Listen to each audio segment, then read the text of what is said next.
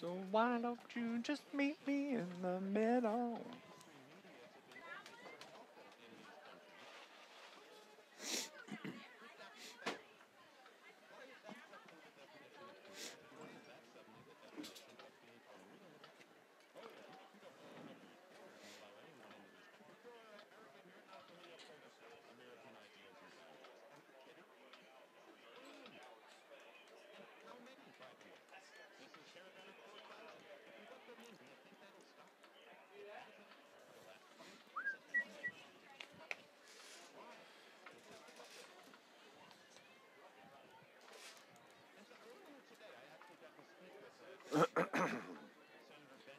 Hey, if you're on YouTube, hello. It is a balmy. Let's see what the temperature is here.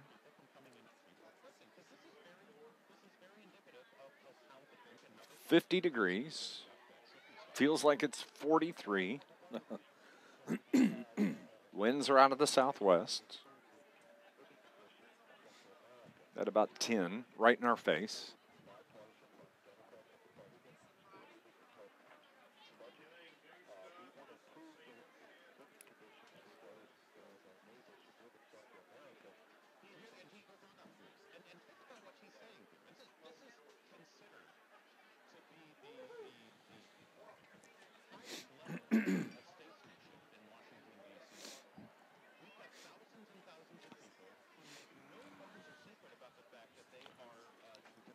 Brian, we can roll anytime.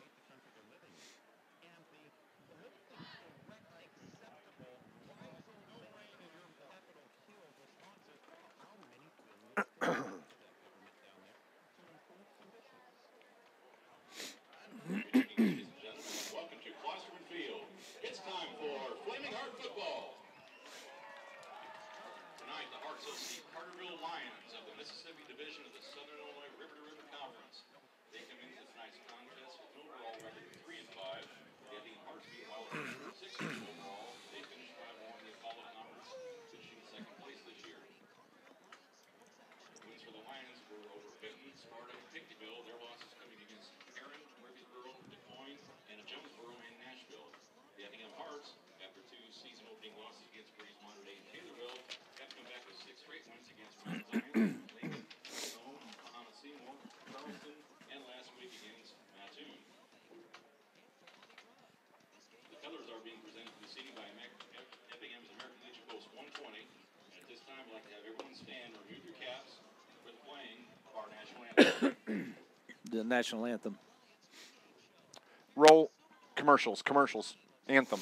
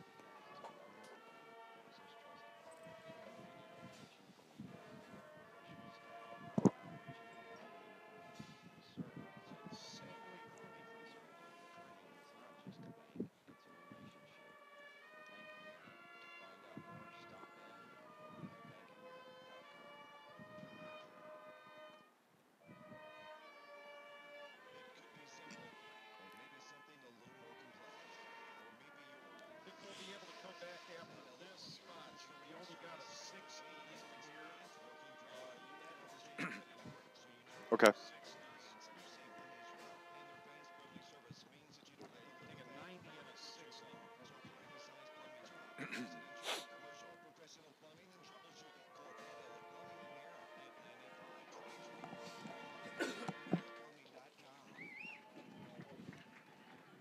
Hey, good evening, everybody. It is Dave McKenzie and Scott Hudson. We are in Effingham, Illinois on a Friday night, week 9 of the high school football season. I'm Dave McKenzie. Scott Hudson bundled up next to me. You got your muffler on and your earmuffs and your hand shoved in your pockets. I'm dressed to go to Antarctica, it looks like, instead of Effingham. But I had to go get my hoodie. Yeah, I know. You weren't getting mine, I guarantee you. Well, I tried to climb in there with you. You wouldn't let me do that for some reason. It is actually the temperature up here in Effingham. It's not raining like it is back in southern Illinois. It's 50 degrees, but the wind is blowing out of the south-southwest at almost 10 miles an hour, and it feels like it's about 43, and it is blowing right into our face here at the stadium. And I got to tell you, Scott, this is my first trip up to Effingham, and what a cool setup here at the school to get to their football field, the tunnel that you have to walk through, and then when you see the stadium, it's like the Coliseum out there. It's very cool. Yeah, I was here, I think, in 2011 when Heron played a first-round playoff game here, and it's been since then. That's the last time I was here, but I'd forgot about the tunnel. You go under the tunnel, which goes through the tunnel, which is under an overpass, and the thing that I've noticed that is new is the concrete concession area. I don't think they had that in 2011, but it's a neat thing to see. It's something you don't see that often in high school football, and it's just a neat place to come and watch a football game. It is a very neat place, and this is a very neat team that the Carterville Lions are getting ready to play tonight. This is a team that started the season much like Anna Jonesboro back in southern Illinois. We're still in southern Illinois, but back home. 0-2 on the season, but they've rattled off 6 in a row. This is a team, Scott Hudson, that is averaging about 55, 56 points a game. They play in a tough conference, the Apollo Conference, and they are on the roll right now. Yeah, they're playing very well. Their first 2 losses were to 2 teams that will definitely be in the playoffs, Breeze Mater Dei and Taylorville. Those are 2 very good teams. Since then, they've run the table 6 straight. They beat a good Mattoon team last week, which, oh, by the way, Marion is at Mattoon tonight. Both those teams are 6-2, looking to improve their playoff seeding for next week. So this is a very good Effingham team. They can throw, they can run, they're big. Carterville's got their hands full tonight. Unfortunately for the Carterville Lions, playoffs are not in their future next week, but they can still have an impact on the playoffs if they were to get a win here tonight on the road at Effingham. It could have a significant impact on this Flaming Hearts team. No question. I was talking to their PA guy earlier, and he said even if they win tonight, they're not 100% sure they're going to get a home game because they've only got like 33 playoff points right now. And Carterville has 42. Exactly. I mean, that just shows you the type of schedule these 2 teams have played. Carterville, a much tougher schedule. But having said that, 4A is loaded this year with a lot of 9-0, 8-1, 7-2 teams. So Effingham really needs to win this game to maybe hopefully get themselves a home game next week. This Lions broadcast is brought to you by the Bank of Carbondale's Carterville Banking Center, where they have an online mortgage center where you can check rates or you can apply for a mortgage anytime. For more information, check their website at tboc.com. Member FDIC, equal housing lender, and all loans are subject to credit approval. NMLS registration number 742871. Yesterday evening, I had an opportunity to sit down with Coach Dennis Drust and talk about this game tonight on the road at Effingham. When we return, you'll hear from Coach D on Week 9 of the high school football season for your Carterville Lions here on News Radio WJPF.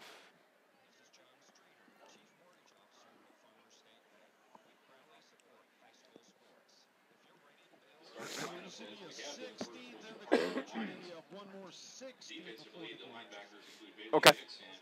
Should be fine.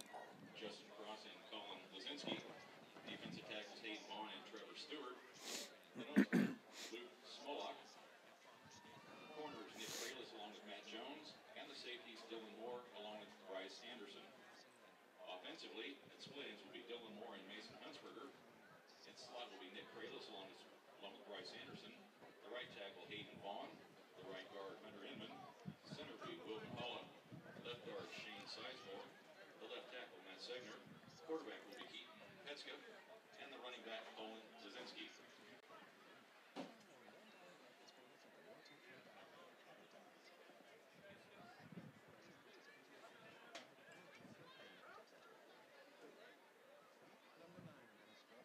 Starters as we have them for the Effingham Hearts offensively. At left tackle will be 78 Matt Heitz.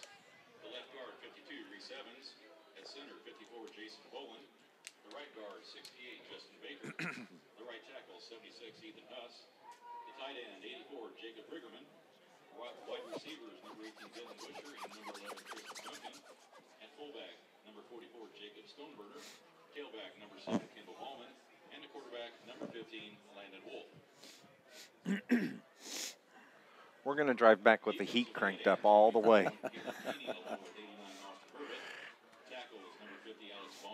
But we can stop and get ice cream, too, if you want to. Ice cream's all year for me.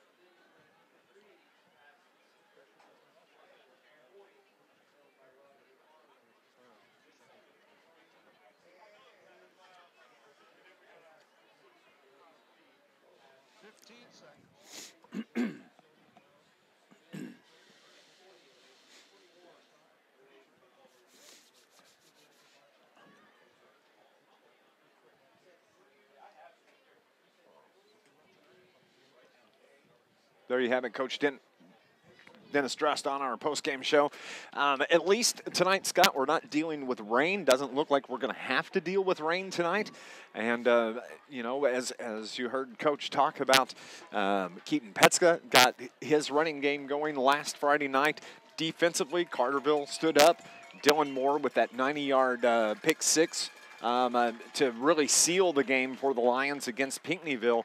So who knows what can happen tonight? Well, this is one of the more complete teams that Carterville's played this year. I look at a Duke Coyne that can throw the ball just as well as run it. This Effingham team, big, strong quarterback. They can throw the ball. They can run the ball. You heard Coach Dress talking about their running game. So Carterville's defense is going to have to play well, not only against the run, but against the pass. And, again, as I said earlier, I think that Carterville really needs to jump out to an early lead. Make Effingham play from behind. Maybe Effingham looks at the records. They realize Carterville's not going to the playoffs this year. They may think that Carterville's just going to come up here and go through the motions. So we'll see what happens. But I think Carterville, one thing they need to do, which is something they haven't done a lot this year, is get off to a quick start. I completely agree. We're going to go on and take our final break here on our pregame show that was presented to you by Broviac's IGA. When we come back, we're going to have the kickoff. The Carterville Lions are on the road at Effingham to take on the Flaming Hearts. It's next on News Radio WJPF.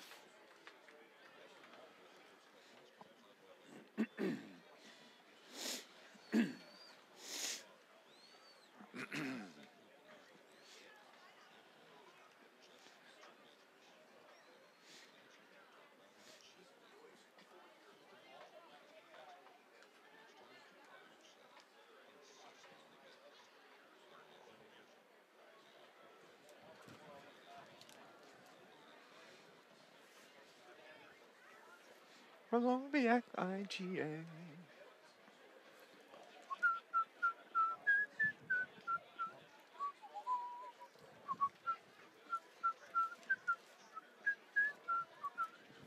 Boom, ba-doom, boom, boom, boom, boom, boom, boom, boom, boom, boom, boom, boom, boom. Hometown from Broviac IGA.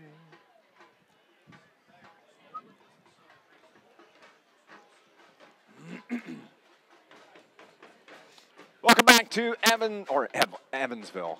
It's Effingham. It's not Evansville, Scott Hudson. We're in Effingham, where the Carterville Lions are preparing to take on the Effingham Flaming Hearts here on the week 9 of the high school football season. The Lions will not have the opportunity to play a week 10 this year, but this Effingham team, they definitely will. And look at the size of that quarterback out there. He's a big boy, strong arm. He is. And again, 6'5", 195. He will not have any problems looking over the line of scrimmage. We can tell that already. But this is a good Effingham team. They've had a good football program here in recent years. They went to the playoffs last year. I think they may have lost in round 1 last year. I'm not 100% sure about that. But they got a lot of seniors on this team. And I guess they're expecting a lot out of this team come playoff time. The quarterback's name is Landon Wolf. He is a senior, and he's had a great season throwing the football. Set a EHS single game season and career records for passing yardage. Also, 3 other passing records could fall by the end of tonight or by the end of the season. Also, their running backs include Kendall Ballman and Logan Brown. They've had big rushing seasons. Running the ball and scoring plenty of points as well all season long. So that's the main focus. Their receiver that has set some receiving records this year. Tristan Duncan supposedly going to be out of the game tonight. We'll see if that's the case. Right now, both teams' captains are at midfield for the coin toss. And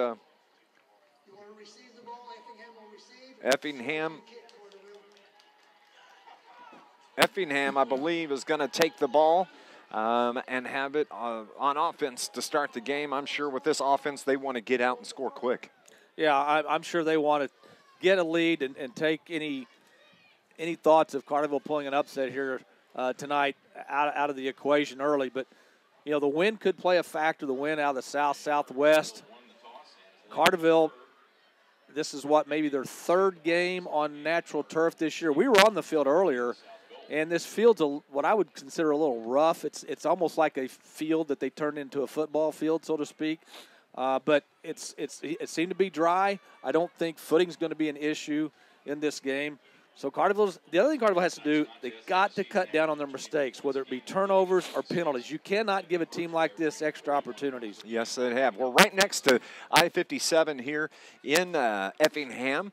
We can see the interstate across from us. This wind is blowing straight out of the south-southwest, and it's right in to our faces in the press box. It's about 10 miles an hour, so it may have some impact on the kicking game, maybe on the passing game tonight. But it's definitely a little breezy as both teams are making their way out onto the field for the kickoff. Carterville will kick. They're moving from our left to right. They're in the road whites with the blue lettering. Effingham, the home white pants, red jerseys with the white letters. I like those block letters. We always have to make a comment on that. I can see that pretty well. And, folks, we appreciate you. Don't forget, you can watch on YouTube. Just go search Carterville at Effingham Week 9 on YouTube. You can watch and listen to the game right there. Pretty good crowd on the home side. A handful of Carterville fans made the trip there on the far side. Colin Lazinski has it teed up at the 40, and we are underway. A nice kick. It's going to be taken at the goal line, a touchback, and Effingham is going to have the ball 1st and 10 at their own 20. Yeah, Carterville would love to come out and get a 3-and-out quickly, maybe get good field position. We'll see how things work out. This Effingham team headed to the playoffs. Carterville not headed to the playoffs this year for the first time in quite some time. But they can be, as you said earlier, Dave, Carterville can play spoilers tonight. They can probably, with a win here tonight, an upset win, they could definitely make Effingham have to go on the road in week 1 to the playoffs. Of course, the Carterville Lions a week ago got the win over Pinckneyville 25-3. Here it is Effingham with the football. 1st and 10 from the 20. It's Landon Wolf. He's the quarterback for this Flaming Hearts team. He looks to throw on 1st down, gets it out to his receiver, Noah Allen, out near the 30-yard line. That's going to be enough for a 1st down, 1st and 10 for Effingham. They just ran to the 25-yard line, stopped, got the pass, and gained another 5 to get the 1st down. At the 30-yard line, 1st and 10 for WJPF here on a Friday night. They have the ball on the near hash. Landon Wolf, the quarterback, he works from under center. I formation behind him, gives it to his fullback. He's out across the 35 to 36 and maybe the 37-yard line. And on the carry, that is Ethan Kaiser. Picked up about 6 on that run. Now Lazinski, the linebacker for Carterville, playing his last high school football game tonight, in on the tackle. Gained 6 on that. The ball is at the 36-yard line. Just underway. Puts a man in motion. That is Noah Allen. It's the give to the tailback. That is Kendall Ballman out across the 40-yard line. And that's going to be close to a first down for Effingham. Yeah, just ran outside the right tackle, did a little bit of a stutter step at about the 36-yard line, and then cut it upfield, got a first down. That was enough for a first down, 1st and 10. That's their second first down here on this drive. The ball is at the 41-yard line. Ball's on the far hash from our location. Again, Allen is put in motion as Wolf hands off to his tailback. He's wrapped up by 2, 3, 4, 5, or 6 Carterville Lions right there. Short gain. It's going to be a gain of about 3 yards. Second down for Effingham. Yeah, I thought the man in motion for Effingham may have started towards the line of scrimmage before the snap, but the officials, who are a lot closer to the play than we are, did not see it that way. Landon Wolf, the quarterback, 6'5", senior, weighs 195 pounds. He's a head taller than everybody out there on the floor. It is 2nd and 6 from the 45-yard line. As again, put a man in motion, the give to the tailback. That's Ballman. He's met right there by a couple of Carterville Lions. The ball hit the turf. It was picked up, but they're going to say he was already wrapped up, and it's going to bring up the first third down for Effingham. Yeah, 5 Carterville Lions are in on that tackle.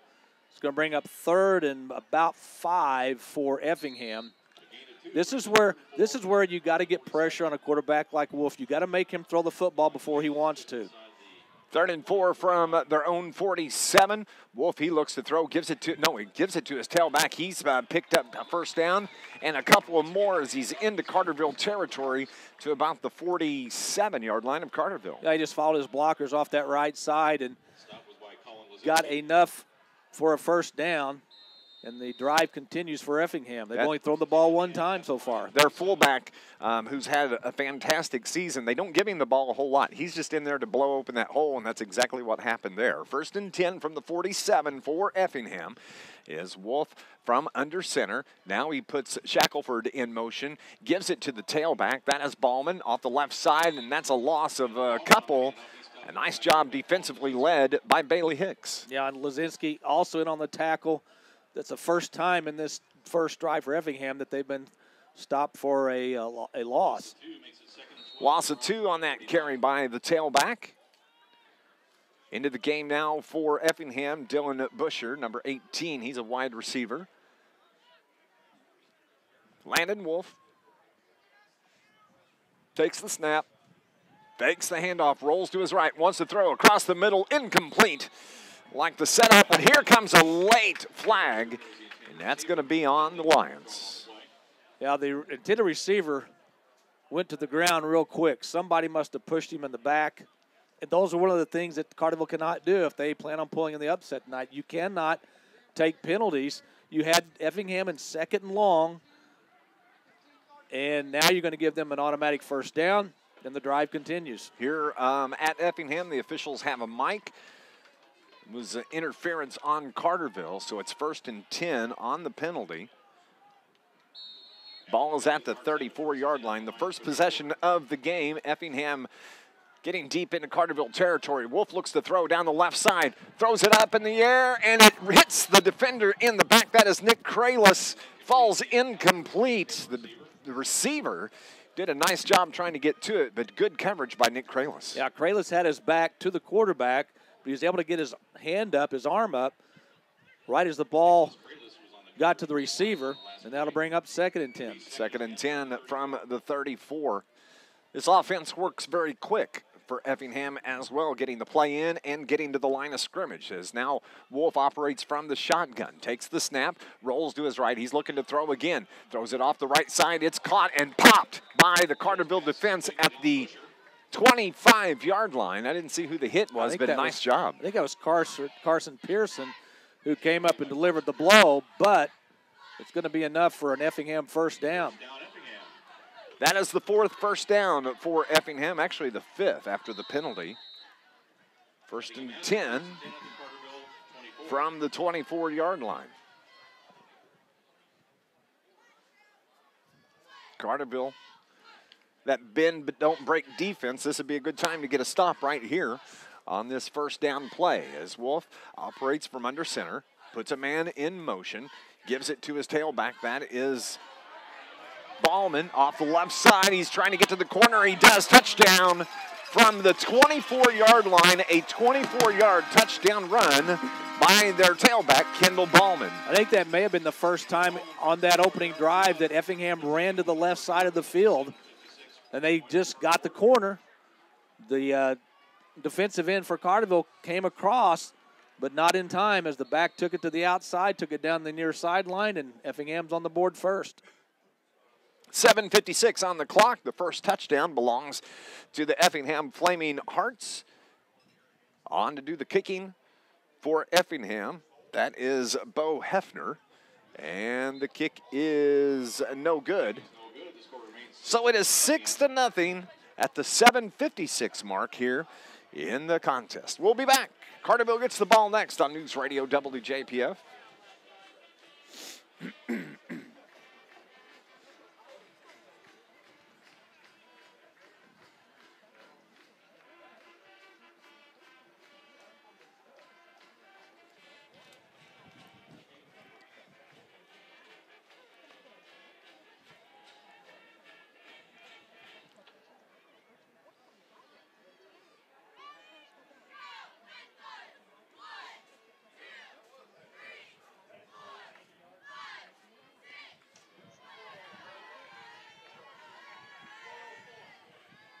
For the Lions, number 11, Bryce Anderson, along with Nick Kralis.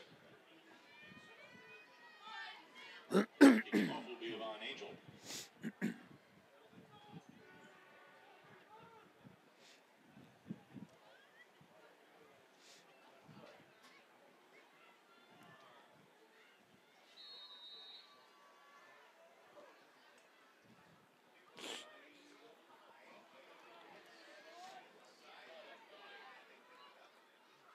Back at Effingham, the kickoff winds up at the 25-yard line. It hit the turf, and Carterville was able to recover it, so they'll have it there, 1st and 10 from about the 25-yard line. This Lions broadcast is brought to you by Charlie's Air Conditioning and Heating in downtown Carterville for over 30 years. Certified York dealer, and they service all brands. Call 985-2502 or go to charliesairconditioningandheating.com. 6-0 Effingham after the 24-yard touchdown run by Kendall Ballman. Carterville is going to have it 1st and 10 from their own 27. Sure, Carterville's going to try to run the ball between the tackles early with Lazinski, with Petska on the option. Carterville moving left to right. Here, it's the give to Lazinski. He bangs his way out to about the 30-yard line. Going to be a gain of 3, 2nd down and 7 for the Lions. Yeah, you got to get positive yards. You want to get in those 3rd and short situations, because I'm sure Carterville does not want to get in 3rd and long to force Petska to have to throw the ball downfield. Effingham has 9 players in the box. It's a high snap. It's given to the first man through for Carterville. I think that may be. I think it was Nick Kralis. Nick Kralis on the carry. He's wrapped up by this Effingham defense. No gain. Got back to the line of scrimmage at the 30. Second, it's going to be 3rd down and 7 now from the 30. Actually, I take that back. It was Justin Cross. 28. So now Carterville in one of those obvious passing situations. And Coach said that Carterville would do some throwing. We'll see if Petska does now. He rolls to his right, throws it out in the flat. It's caught there, and the ball is fumbled, but it goes out of bounds. They're going to give him the catch on the reception. That is Dylan Moore. It was going to be a first down anyway. Fortunately, the ball was fumbled out of bounds and didn't stay in bounds because Effingham had a player right there that would have picked it up. Nice pass from Petska to get that out there as the ball now is at the 39-yard line. The first down for the Lions. They are moving left to right in the road whites here. This is week number 9 for the Carterville Lions in high school football around the state. Carterville won't be making the playoffs next week. Effingham will. It's the give to Lazinski. He is able to fumble the ball. It's on the ground, and Effingham picks it up. Lazinski got spun kind of around to his left, and apparently they got the hand on the ball and put it on the turf. Yeah, I don't know that it was a clean handoff either, but go back to Effingham's first drive, 2nd and 12. Carterville has a pass interference penalty that allows the drive to continue, and they end up scoring. Now, Carterville, after getting their first down, they fumble the ball.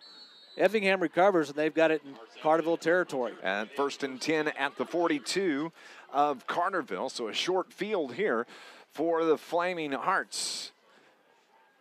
As quarterback Landon Wolf brings his team to the line of scrimmage, and we have a whistle and a timeout taken by Coach Dennis Trust and the Carterville Lions. We'll take a pause as well. We'll be back in 30 seconds. It's Lions football on NewsRadio WJPF. That may be the first time Lazinski's fumbled the ball all year. I think it may. I can't remember him fumbling.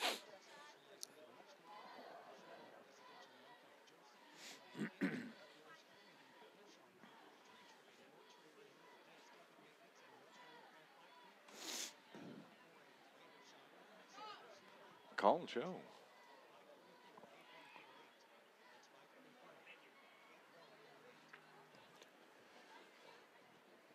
Six to nothing, Effingham lead the Carterville Lions. Colin Lazinski for the Carterville Lions just put the ball on the turf, and it was recovered by Effingham at the Carterville 42. And Dennis Trust wants to settle his team down, called the timeout, and they make their way out now defensively. They need to stop here early, not let this lead get too big for Effingham. Well, especially you're still in the first quarter, 6:41 to go. Effingham scores quickly here. You know, they could be up by, 12, 14 points, and you're still midway through the first quarter. As we said in the pregame, they score a lot of points. They average around 55 points a game in this 6-game winning streak. As the quarterback, Wolf, he lost his balance. He gathers it in. He's going to run it across the 40, the 35, down to the 30, down to the 25, where he runs out of bounds. Big gain for the quarterback, Landon Wolf of Effingham. Well, he almost tripped and fell at midfield, but regained his balance. Looked downfield, nothing there. He saw an opening to his left. There was nobody from Carterville on Carterville's right side of the defense, and he picked up big yards. They marked the ball at the 24-yard line.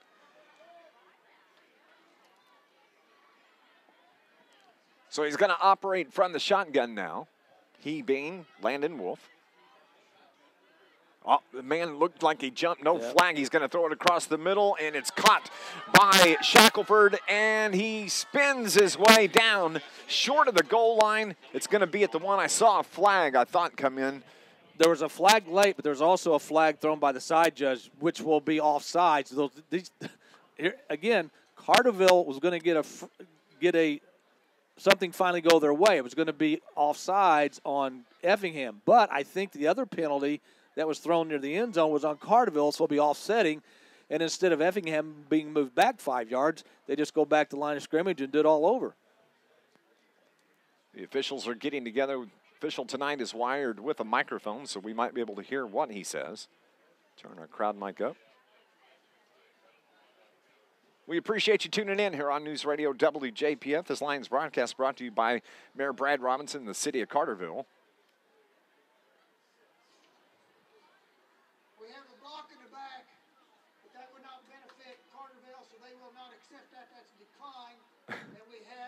Motion penalty against Effingham. That penalty will be accepted. It's a 5-yard penalty, and we repeat first down. Never heard an explanation like that. No, both penalties were on Effingham. One was a block in the back near the goal line. The other was illegal procedure. So Carterville will take, obviously, the first or the second one that he called because that moves them back 5 yards. Otherwise, if Carterville would have accepted the second penalty, Effingham would have the ball just probably around the 20-yard line. 1st and 15 from the 29. I like how they put that. It wouldn't benefit Carterville. They give it to the tailback, Logan Brown, off the right side. He's buried at about the 28-yard line, maybe 29. Nice job defensively by the Lions. Yeah, they didn't let him get to the outside. Nice job by the defense. Now you've got him in 2nd and long. This is where, you talked about the bend but don't break defense. Carterville's defense has got to come up with a stop here in their own territory. They do not want Effingham to get another touchdown here early. This would be a huge stop if they could get it. 2nd and 14 from the 28. 2 receivers to the left, 1 to the right.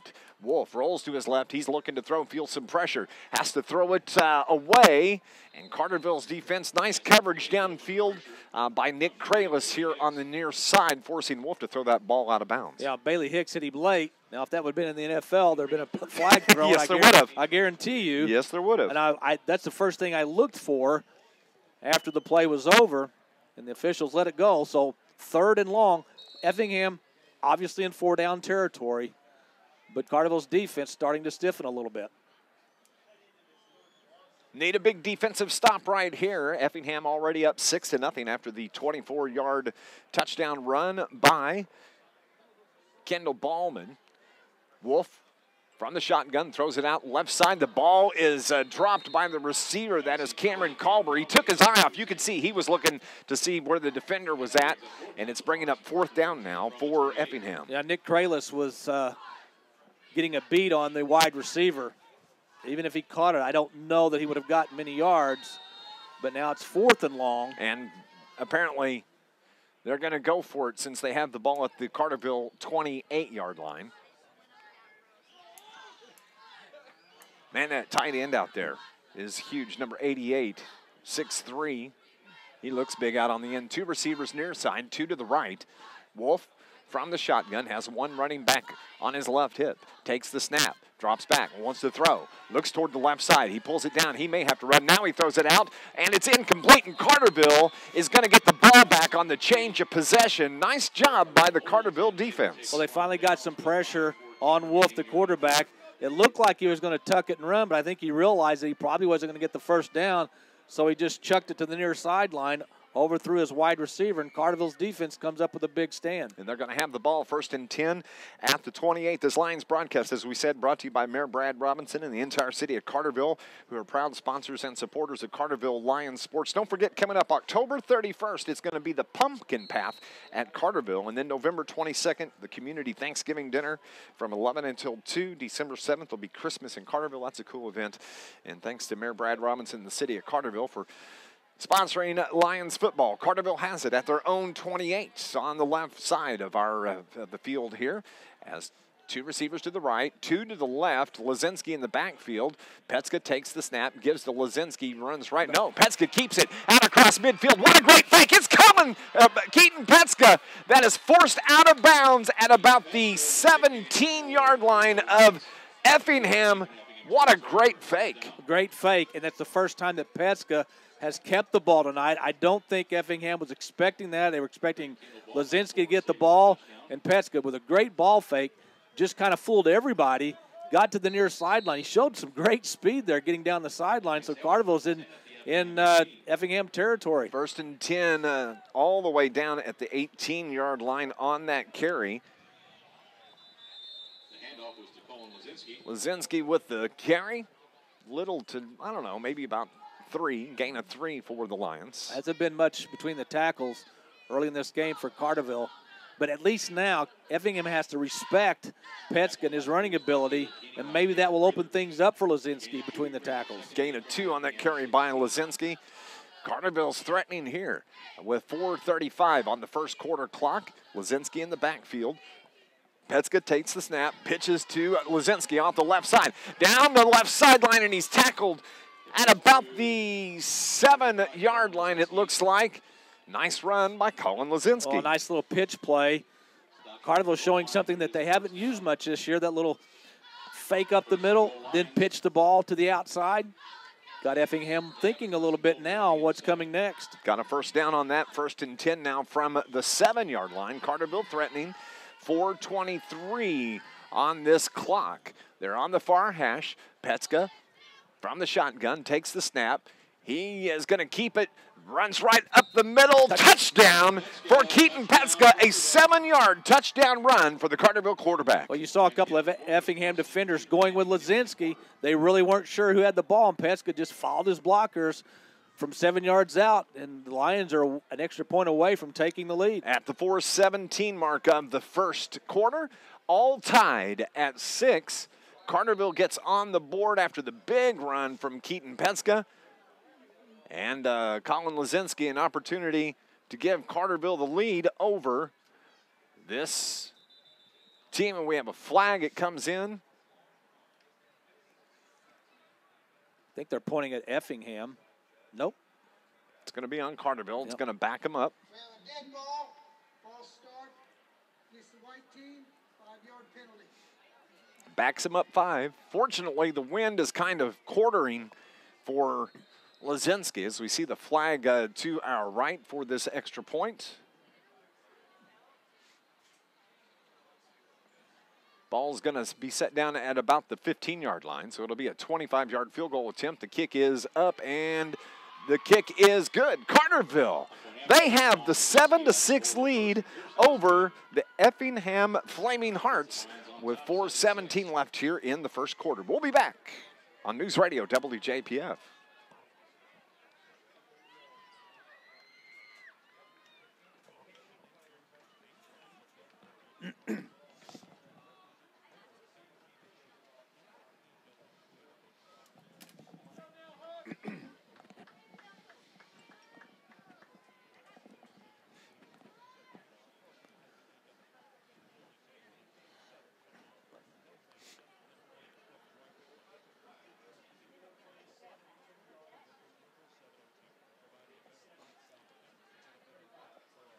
Kicking off will be Colin Lazinski. Deep for Effingham, Kendall Bowman along with Nate Shackelford.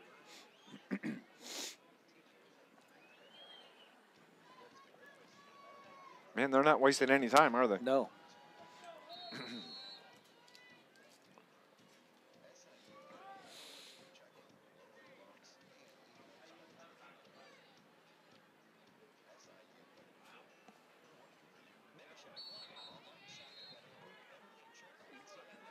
Kickoff goes into the end zone once again. And Colin Lazinski's kickoff is kicked into the end zone, so it's going to be another touchback. Effingham is going to have it 1st and 10 at the 20. Well, a good job offensively by the Lions on their second possession. Give the defense credit, though. They came up with a big stand deep in their own territory. And then a big run by Petska down the far sideline. Another nice run by Lazinski to the outside on a pitch play, and then Petska takes it in from 7. Carterville's leading these playoff-bound Flaming Hearts right now. 7-6, 4:17 on the first quarter clock. Wolf gives to his tailback. He runs into the back of his own man, and he's finally brought down after a gain of 2 or 3, maybe a little bit more, bringing up second down for Effingham. Yeah, Hayden Vaughn, nice job to slide off his block and come over and make the tackle. Second down and 7, so it was a gain of 3 from the 23-yard line. Effingham in their home red jerseys with the white pants. They send 1-2 receivers to the far side. I formation behind the quarterback, Landon Wolf. He works from under center, takes the snap, looks to throw, throws it out the right side. It's caught at the 30-yard line, wrapped up right there by, that is Bryce Anderson on the stop. Yeah, nothing fancy going down anywhere from 5 to 7 yards, just turning around and waiting for the pass. They run the defensive back off, and that's why they're so wide open. Short of a first down, so it's going to bring up 3rd and 1 from the 29. 6-yard gain on that pass from Wolf. Carterville could use a big stop here once again, but it's Wolf. It's going to keep it on the keeper and gets it out to the 35-yard line. 1st and 10 now for Effingham. He's a big boy. Yes, he is. It's like Tom Brady, kind of that height on, Yeah. on that play right there. That Brady gets that every time. Yeah, he's got a lot of size, a very good arm strength. 1st and 10, Carterville leading Effingham 7-6 here in the first quarter. Under 3 minutes to go. Landon Wolf puts a man in motion, but sets him in the slot, gives it to the tailback. That is Ballman, spins his way out near the 42-yard line. They're going to give him, so a gain of 6 for the Flaming Hearts. Yeah, he did at least 2 spin moves once he got to the line of scrimmage. could have been stopped before that big gain, but those little spin moves avoided being tackled. Gain of 7 on that carry by Ballman. 2nd and 3. Allen is put in motion. Wolf gets the Ballman out across midfield to the 40. One man to beat. To the 20-yard line of Carterville. Into the 10 and brought down inside the 5. It's going to be 1st and goal for Effingham from the 3-yard line. Dylan Moore was the first one to get to him at about the 5-yard line. Nothing fancy, just good blocking up front. And once he broke the line of scrimmage, it was just a matter of if anybody was going to catch him. 1st and goal from the 4-yard line for Effingham. Put 2 men in motion. They settle on the right side. From the 4-yard line, Wolf, he looks to throw, feels some pressure. Is able to, he throws it, and that should be incomplete. That's got to be incomplete, or he could have been called in the grasp. Now let's see what they're going to call. I think they're going to say it was an incomplete pass. Well, he's so big that he's hard to bring down, and it wasn't the initial line that hit him that brought him down, but he got rid of the ball just, I guess, before his knee hit the ground, and they're going to go ahead and mark it back up at the original line of scrimmage. Okay, so good. They're going to call it an incomplete pass. Yeah, it's just inside the 5-yard line. 2nd and goal now from the 4. Wolf from under center, takes the snap, gives it to Ballman, and he easily makes his way into the end zone. A 4-yard touchdown run from Ballman.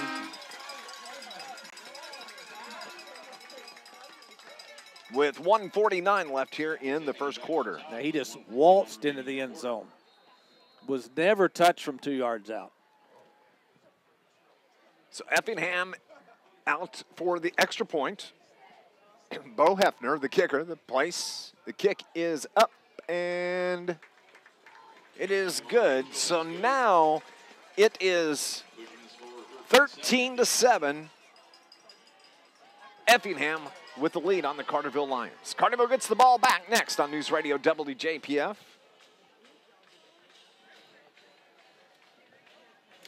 Let's go 30 here, Brian. They're being quick.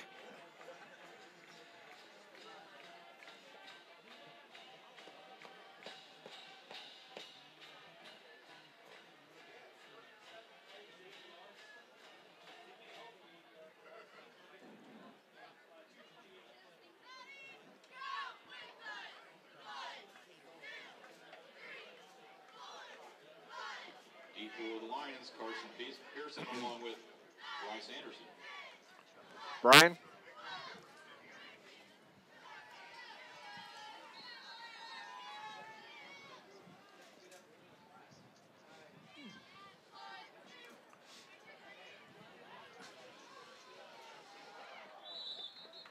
Dalton Zinski on the return. He's tackled by Parker Wolf. I asked for a 30 there.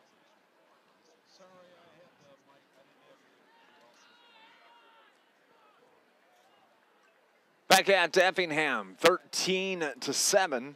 Effingham with the lead. Carterville has the ball at the 40-yard line, 1st and 10. They have it at the 25-yard line, 1st and 10 with 1:44-yard line. Effingham answered Carterville's score with a score of their own. Now let's see if Carterville's offense can do what they did that last drive, which was run the ball and run it effectively. Carterville moving left to right here this evening in the first quarter. Petska, he's going to keep it. He was on the read option, kept it, and ran right into the defender. And they're saying the ball was on the ground. Actually, he was down. So it's not a fumble by Petska. 2nd down and long for Carterville. Yeah, Petska had nowhere to go. Effingham was waiting for that. Loss of 2, it's 2nd and 12 from the 23 for Carterville. Lazinski behind Petska. 2 receivers left, 1 to the right. Fakes the give to Lazinski. Petska's out across the 30, the 35-yard line. And he can bounce his way down the sideline, and he's finally run out near midfield. And they're going to mark it just short of the 50-yard line. Keaton Petska on a dandy carry for the Lions. Yeah, I did a good job of surveying the situation, so to speak. Once he got to the far hash mark, he decided to cut to the outside and picked up big yards. Up to the Carterville 49, so a gain of 26 on that carry by Petska. Quickly at the line of scrimmage, the Lions have it. 3 receivers to the right. Petska, he's wanting to take it left. He's wrapped up, and he has to just drop at the 40-yard line. Big loss on that carry. Back to the 41-yard line of Carterville. Carterville tried to run that pitch play to the short side of the field.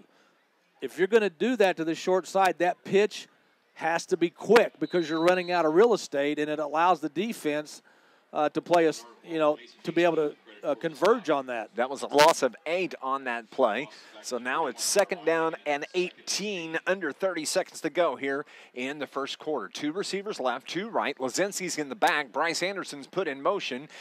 Petska fakes the handoff, throws the ball, gets it back, comes right back to him, rolls to his left, looks deep down the middle, finds Nick Kralis wide open, and Kralis can't make the catch. That's an illegal pass. That's an illegal pass.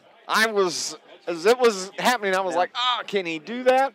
Well, Kralis stopped running. When the ball was, when Petska started to throw the ball, I looked at Kralis, and he was standing still. It's easier to come back for a pass than it is to try to catch up to it. And again, it wasn't going to matter anyway because it was an illegal forward pass. But on the original play, they had it very well designed where Bryce Anderson came in motion, stopped, and then came back to the near sideline. Petska faked the handoff, rolled his right. Anderson was wide open in the flat, probably could have run for 20, maybe 30 yards, but the ball was deflected by a defensive lineman right back to Petska, so that blew the whole play up. 3rd and 23 for the Lions.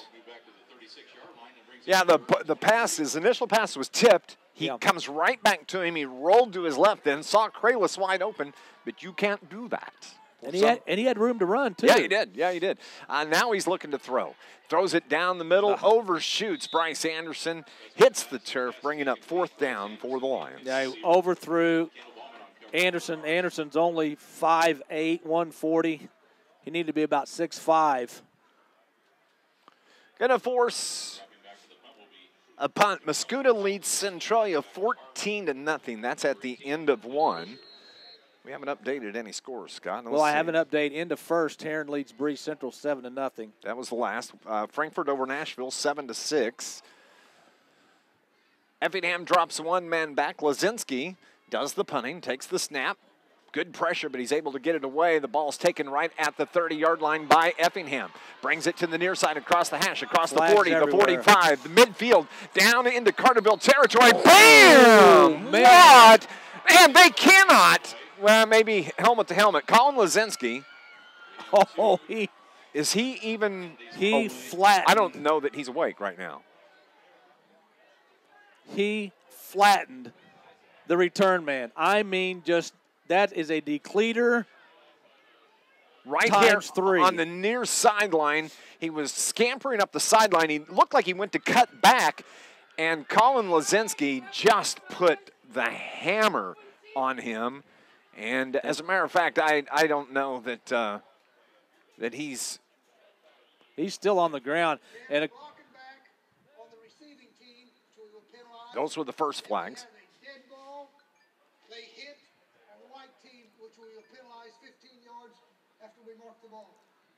Wow, we're going to go on and take a timeout right here as they can't see who it is down here that is injured below us, but we'll see if we can find out. You're listening to Lions Football on News Radio WJPF. 60 here. This is when I wish we had a replay. I know. Wow. He hit him high. I just don't know what hit him high. Yeah, I think.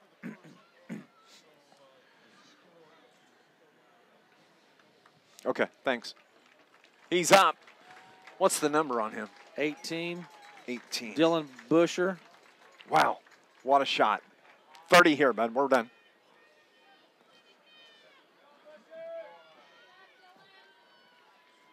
Back at Effingham, the gentleman, young man that was carrying the ball that got hit, that was number 18, Dylan Busher.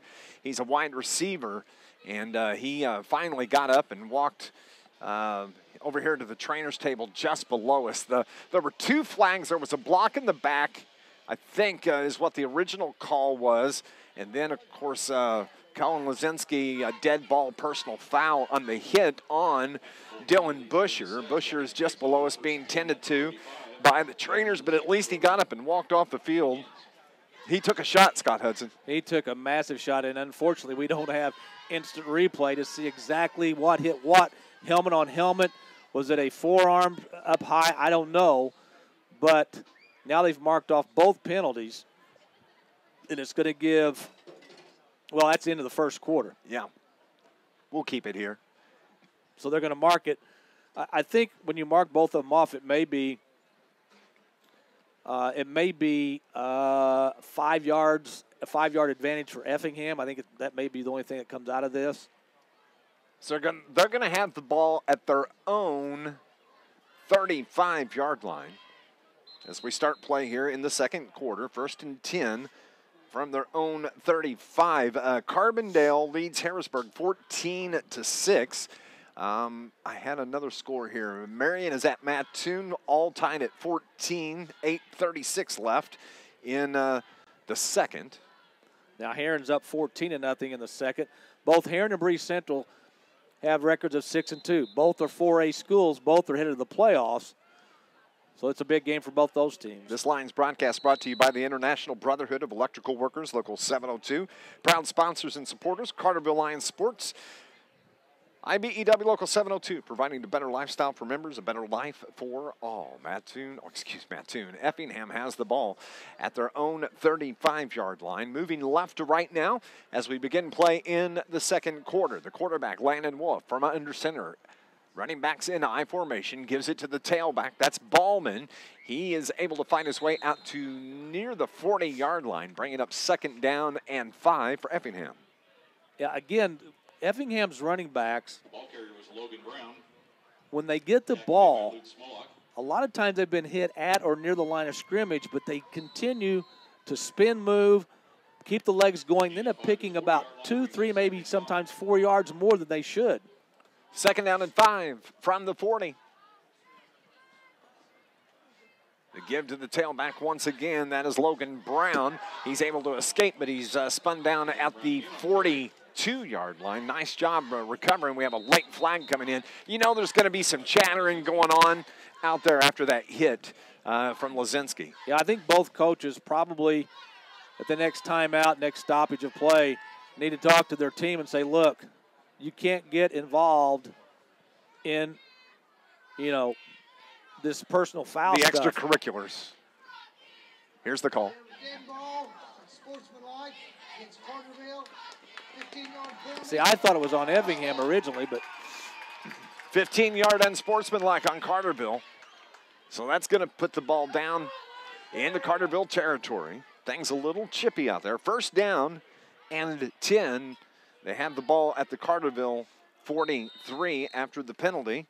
On the receiver is Cameron Culber, who was able to run right under it. A perfect pass, and they're going to have the ball at the 1-yard line. A 35-yard, or excuse me. not so quick, my friend. I saw the flag being thrown. A hold. Rafe Tuttle was literally pulled down to the ground by one of the linemen with both hands, and I looked at the back or the official to see if he saw it because it was out in front of everybody. He did see it, and Tuttle, who probably was going to get around the offensive lineman, was pulled to the ground, and that's going to bring that big play all the way back. And it marches some penalty yards on the Effingham Flaming Hearts. It sets the ball at the 41-yard line. Man, that's a huge penalty. Pretty pass, though, got to admit. It's right on the money. Yeah, it was a beautiful pass, and fortunately for Carterville, they did it illegally. 1st and 22 from their own 41-yard line. They give it to the running back. That is Logan Brown off the left side across midfield. Stops, cuts, and fights his way across the 45 of Carterville. Back to about the original line of scrimmage. Yeah, when you have first and forever, you can't let them have one big running play to get it back to 2nd and 10. And we've seen, I remember going back to DuQuoin. DuQuoin having 2nd and 40 and got a first down on a running play that kept that drive going. So Carterville's defense, when you've got them backed up like that, you got to take advantage of it. 2nd and 11 now from the 44. Into Carterville territory. Logan Wolf, the quarterback, rolls to his right. He looks to throw. Rolls, throws, and it is caught just short of the 30 by Cameron Colber. The junior wide receiver has to go to the ground to make the catch. Nice catch, nice throw, first down for Effingham. They just rolled to his right, waited for the receiver to come back and stop. Enough for a first down. 1st and 10 now from the 33 of Carterville. 13-7. 9:40 remaining here in the first half. Quickly, Effingham at the line of scrimmage puts a man in motion. One receiver to the right, one to the left, and that should have been illegal motion as the far side receiver, Nathan Shackelford, he was a little jumpy there. He took off a little too early. Now, if he was in the Canadian Football League, he could probably get away with that. Yeah, that's true. AJ leads Benton 14-0, 20 seconds left in the half.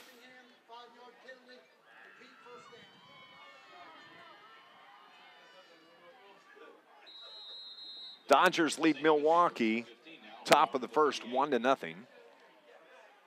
13-7 the score here. It is 1st and 15 for Effingham from the 38-yard line. From the I formation, the tailback, that is Brown off the left side. Out across the 30 to the 25-yard line where he's dropped right there. It's going to be short of a first down, about a yard short it looks like. Again, Carterville has them 1st and 15, and you give up a big play on first down, and they're back into second and short situation. Got to stay away from that. Especially against a team as good as Effingham. 2nd and about 3 from the 26. Logan Wolf gives it to his tailback once again. He's dropped at the 25-yard line. That's going to be short of a first down, and we have players on the far side getting wrapped up. I think they're going to call this on Effingham, I believe.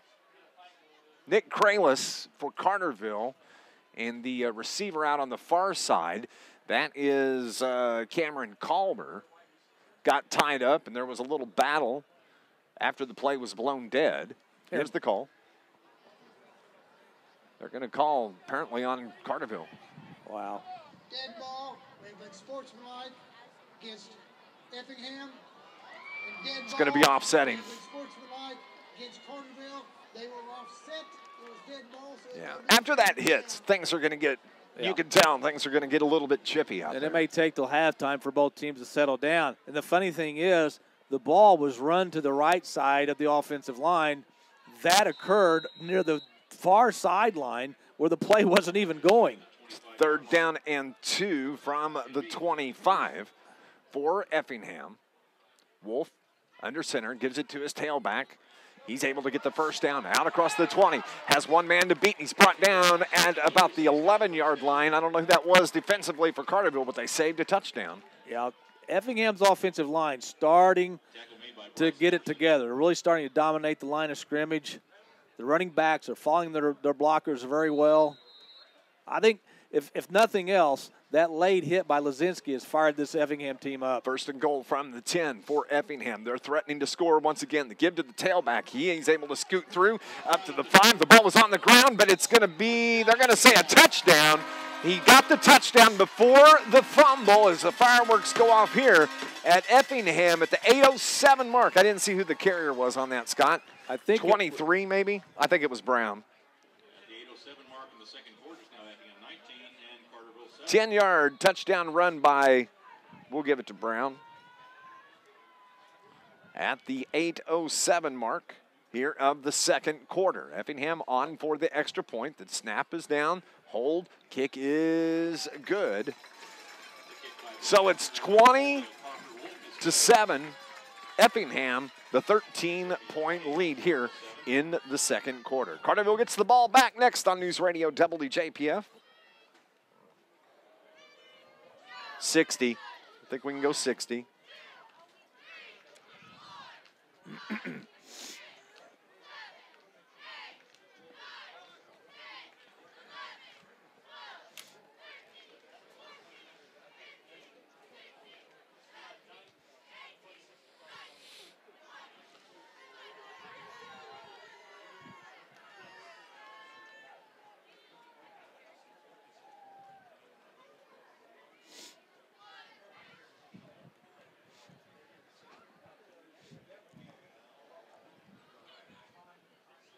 Kicking off for Effingham will be Yvonne Angel.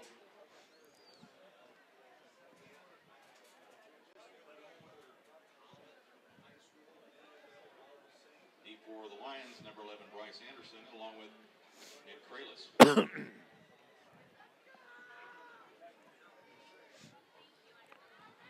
Welcome back to Effingham, where they lead at 20-7.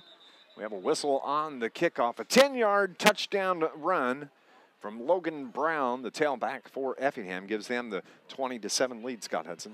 We have a flag on the play. We've had a lot of flags in this first half. Dead ball, offside, against Effingham, 5-yard penalty. So that's going to back them up 5 yards.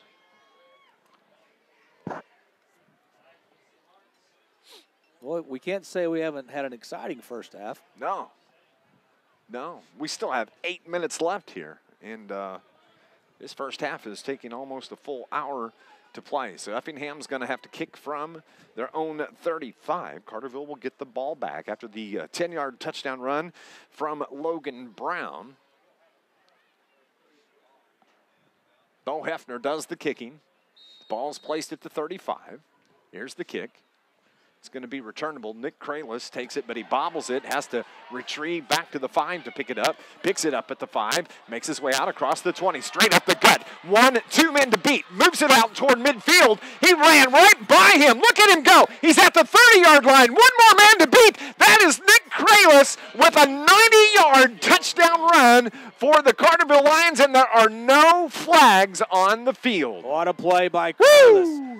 Picked the ball up at about the 5. He bobbled it, misjudged it on the through the air, picked it up, and sometimes when the kickoff team sees that, they kind of over-pursue a little bit, and I think that's what happened there. He made one move to the inside. He got a great block on the near sideline here, and then once he got to about the 30-yard line, it was a foot race, and nobody was going to catch him. Wow, what a run by Nick Kralis. Ran right by the final 2 safeties.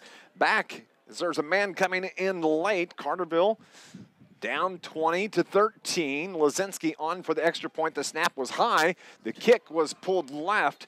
And so it is going to leave the score at 20-13. Carterville down 7 to Effingham after the 90-yard touchdown return for Nick Kralis. We'll be back in 30 seconds. You're listening to Lions football on News Radio WJPF.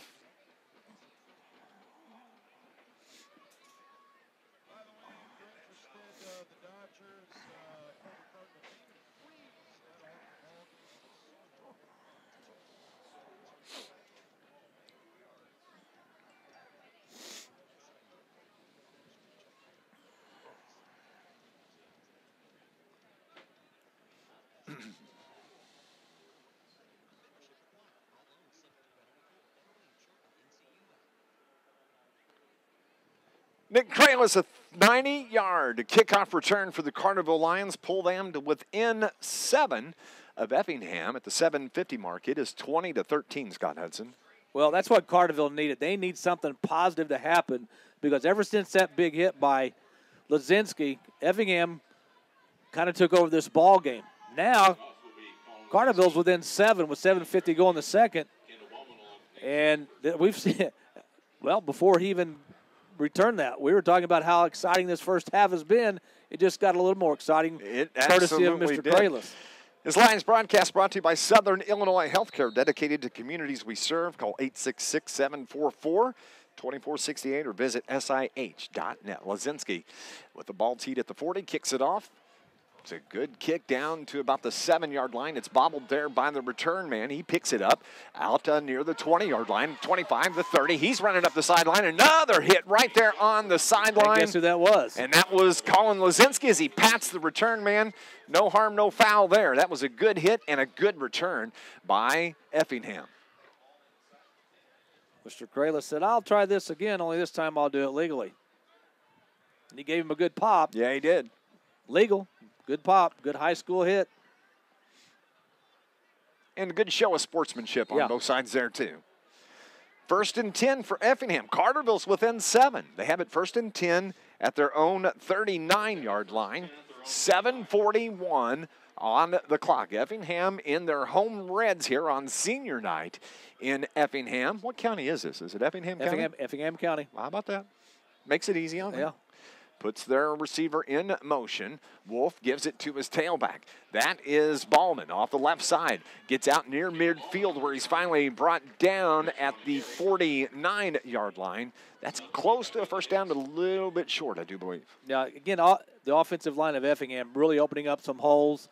When the running back gets the ball anywhere from 3 to 5 yards deep in the backfield, he has plenty of time to find a hole because there's at least 1 or 2 places that he can run that football. Got a delay. The officials are looking toward the Carterville sideline. They'll come in and measure. For the measurement. This Lions broadcast, it is brought to you by Bank of Carbondale's Carterville Banking Center, where they offer a variety of personal and business banking services. Learn more, visit tboc.com. Member FDIC, equal housing lender. That was enough for an Effingham first down. So it's going to be 1st and 10 from their own 49. After the 10-yard run by Ballman. Just short of midfield. Logan Wolf, the quarterback, wants to throw deep down the middle. Man's wide open. They hit that earlier, but there was a penalty that brought it back. The intended receiver, Scott Hudson, Cameron Culver. Man, he's just beating that defensive back for Carterville, and I believe that is Matt Jones that is back there defensively. He had 2 steps on him.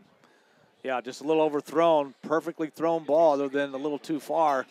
Jones not able to keep up with the receiver. Heron leads Breeze 24-0. Wow. Did not expect that. No, me neither. If Heron wins, do they get a home game next week? A lot of people don't think they will. They won't. They only got 31 playoff points coming into tonight. They give to Ballman. He's off the left side. He makes a stop, and he's buried right there at the 45 of Carterville. It's going to be short of a first down by about 4 yards or so. A lot of times in this first half, Effingham running backs, when they get to the outside, when they make a cut, they make a move, they stop first, and sometimes Carterville over pursues. So when they stop, that's when you got to go in and you got to make sure that they don't start up again and get big yards, and that's what happened there. 3rd and 4 from the 45 now.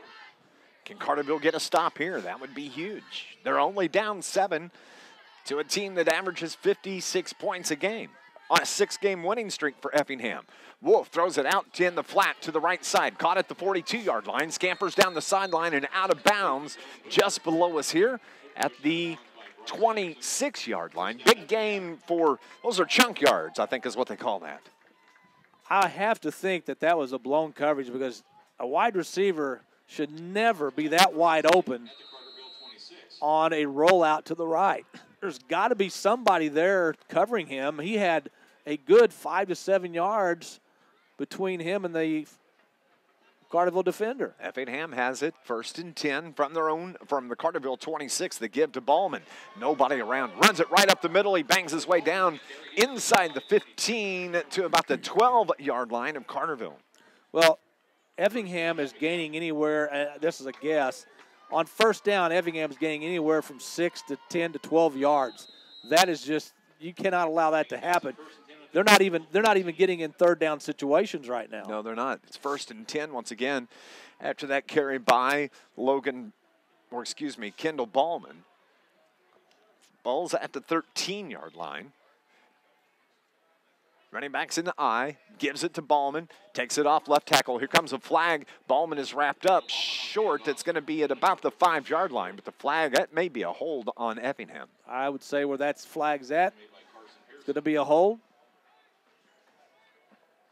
It is holding. Holding gets red, 10-yard penalty. We'll repeat first down. Another big penalty. There's been a couple of them here this evening on both teams. Yeah, both teams, a lot of flags in the first half. Effingham's been able to overcome most of their penalties against their offense. We go back to now it's first and, 20? First and 19 from the 22. Yeah, first and 19. This is where Carterville's defense has to take advantage. They send 2 receivers to the right, 1 to the left, bring the tight end, set him on the right side. Wolf takes the snap, rolls, wants to throw back across the grain. Man is wide open. The receiver is Jet Gillum. He makes it all the way for a touchdown for Effingham, a 22-yard pass from Wolf to Jet Gillum. Well-designed play. Wolf takes a snap, rolls to his right, and then has the receiver going from his right to his left back against the grain, and Carterville's whoever was assigned to him could not stay with him, and once he caught it about the 12-yard line, he just waltzed into the end zone. At the 5:35 mark, the kick is up, and it's pushed to the left.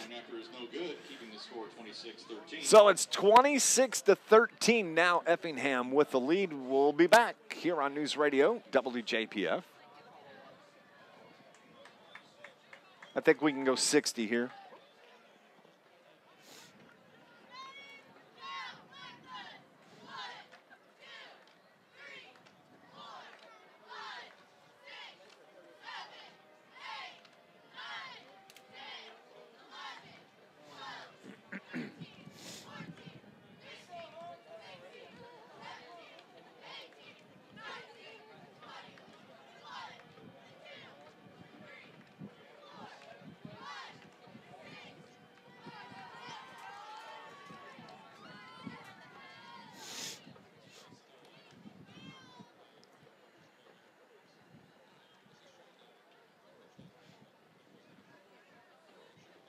For the Lions, number 11, Bryce Anderson, along with 35, Colin Lazinski.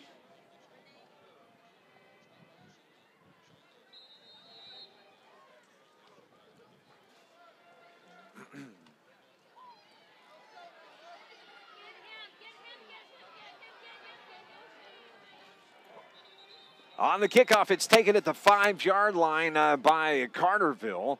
And then there's a little lateral, and Carterville's able to take the kickoff out to the 25-yard line. This Lions broadcast brought to you by Charlie's Air Conditioning and Heating in downtown Carterville for over 30 years. Certified York dealer, and they service all brands. Call 985-2502 or go online, charliesairconditioningandheating.com. I think that was Carson Pearson that caught the field of the kickoff. And I noticed Kralis was just kind of loafing to his right. I thought something might be up here, and sure enough, Pearson ran over and pitched it to him and got decent yards. 26-13, Effingham with the lead. It's the give to Lazinski. He's able to scamper out on the far side across the 30 to the 32-yard line. That's a nice gain on first down for Carterville. Yeah, you want to get into, especially when you're a running team, you want to get into those second and short situations. You don't want to put yourself in third and long. And Carterville's offense has really started to run the ball very well since probably their second possession of this first half. Petska's had a couple of big runs. That's a nice run from Lazinski. Petska takes the snap. He's going to keep it right off right tackle, and he's brought down at about the line of scrimmage. No gain, bringing up 3rd down and 3 from the 32. You know, Colin Lazinski, since he has to be on the field for every play, we don't typically hear a lot of him in the second half. But that's even here late in the first half, it kind of gets a little bit quiet with the running game. At least it has over the last few weeks. Yeah, I would say so. And Lazinski's a guy that you said he never comes off. It's the give. I believe that is Cross with the carry. And they're not going to get the first down. Carterville had 2nd and about a long two, short three, and could not get 2 or 3 yards in 2 plays. And now they're going to have to punt the ball back to Effingham. 4th and 3 from the 32. But you got to give it to Colin Lazinski. You know, he is on the field. He runs, he kicks, he punts, he plays. He's an outstanding linebacker. He just never comes off the field. So you know fatigue is a big part of what he has to deal with on a nightly basis during a game. He's been a lot of fun to watch this year. He's doing the punting here, gets the kick away. It is going to be hit at the 36-yard line. Carterville falls on it at the 38-yard line as the ball backs up just a touch. So with 3:30 left, Effingham is going to have a chance to hang some more points on the board.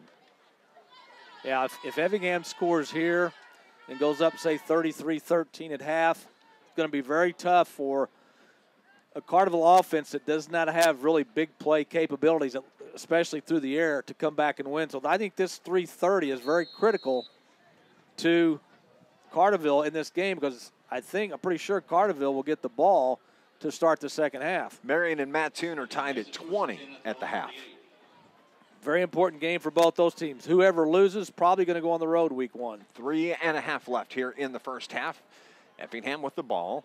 Give to the running back. He takes it out to the far sideline, gets over on that sideline. Logan Brown on the carry. It's going to be short of a first down, but a nice gain, probably of about 6, maybe 7 yards for Effingham. And that's basically what they've been averaging on first down for the last 2-3 possessions. They just get into those second and short situations. This is to be the perfect time to have play action, maybe get Carterville's defense to bite on the run. The gain of 8, 2nd and 2 now. As Wolf gives it once again to his tailback, has the first down across midfield into Carterville territory where he's popped right there at the 47-yard line. 1st and 10 for Effingham. Yeah, they do a very good job talking about their running backs of getting away from that initial contact. They just don't seem to come down the first time they're hit, and they make something out of nothing on almost every play. 26-13, Effingham the lead. 2.5 left here in the half. Wolf looks to throw. Feels some pressure. Has to roll to his left. More pressure. That is Bailey Hicks. It hits him from behind. Forces him out of bounds. He's knocked out of bounds for a loss on the play. Yeah, good coverage downfield because Wolf could not find anybody open. He was rolling to his left, and it's really hard to throw against your body. So he decided just to run it out of bounds. Lost about, we'll say a yard on the play. Loss of a yard makes it 2nd and 11. Yeah, 2nd and 11 now from the 48. Coming up on our halftime show, we'll recap the scoring. A lot of action here in this first half. And we'll give you a recap on that as we will have for you this evening. Our Banterra Bank halftime show. Dave McKenzie, Scott Hudson, Effingham is where we're at. Effingham the ball. The throw across the middle is wide open across the 35 of Carterville. The 30 makes a move. 5 escapes a tackle. Makes his way to the 10. The 5. Touchdown for Effingham. A 48-yard touchdown pass. But we have a penalty flag on the play. And it's against Effingham, I'm pretty sure. It's going to bring it back. You can see the frustration. The receiver, it was for Effingham. Noah Allen was the receiver on that, and that's going to nullify a 48-yard touchdown pass from Wolf to Noah Allen. Was it holding? Illegal procedure. Illegal procedure. No. Somebody moved before they were supposed to. And I would say it was probably Allen. He went. Yeah, the receiver, he came in motion. The receiver went across or caught the ball on the far side, and came across towards us, and nobody ever. Carterville had several defenders back there. They just didn't catch up with him. 1st and 16 from the 47. There's a couple times he's done that. He'll come into motion, and he cuts toward the line of scrimmage just a little bit too early. So it backs him up to their own 47-yard line. Wolf looks to throw again, feels some more pressure. Way back. He has to throw it away, and it's thrown out of bounds. Smart move. He throws the ball, but good pressure applied by Bailey Hicks and Rafe Tuttle for Carterville. Yeah, they came in, and Wolf just didn't have any time to find a wide open receiver, had to run for his life, and then got rid of the ball, or otherwise he'd have been sacked around the 30-yard line. He threw that ball 25 yards just to get it out of bounds. I know. It was a long way. 2nd and 16 from their own 47 as the clock makes its way. Well, actually, it stopped at the 2:07 mark. This has been a long first half, It Scott has. Hudson. I'm glad we have a short drive home. Yeah. And I'm glad it's warm. Well, I want to check the temperature, but I don't want to check the temperature. It's one of those. Wolf feels some pressure. Rafe Tuttle gets him, wraps him up, drops him at the 40-yard line for a loss. Well done, Rafe Tuttle. Well, it was a law firm of Tuttle and Hicks who Yes, came in again. Hicks made Wolf flinch a little bit, and by the time he flinched, Tuttle finished it off. 4th down for Effingham. They're forced to punt. 4th and 23 from their own 40-yard line. Carterville has one man deep and a flag on the snap. Offsides Carterville. Not enough for a first down. No. As it's 4th and 23. Dead ball, encroachment against Carterville, 5-yard penalty, repeat 4th down. Wish they gave the number. Yeah. Get used to Mom, I tell you what, parents would be furious. that. My baby. Don't you say my That's baby's right. name. Or He didn't jump. Either that or you wait till my son gets home tonight. My baby didn't jump. What are you talking about? Yeah, there's a good snap. He's able to get it away. One man back for Carterville. He just lets the ball go, and it bounces to about the 10-yard line, and that's where Carterville is going to have it right there. This Lions broadcast is brought to you by the City of Carterville, Mayor Brad Robinson, and the entire City of Carterville, proud sponsors and supporters, Carterville Lions Sports. October 31st is the Pumpkin Path, the 22nd, the Community Thanksgiving Dinner, and then December 7th, Christmas in Carterville. Carterville has the ball, 1:15 left here in the half. They have it 1st and 10 from their own 10. Maybe they can break one here. Got 2 timeouts left. I think if Carterville were to get into Effingham territory, I think they would use those timeouts, try to get a quick score here before half, because Carterville's going to get the ball to start the 3rd quarter.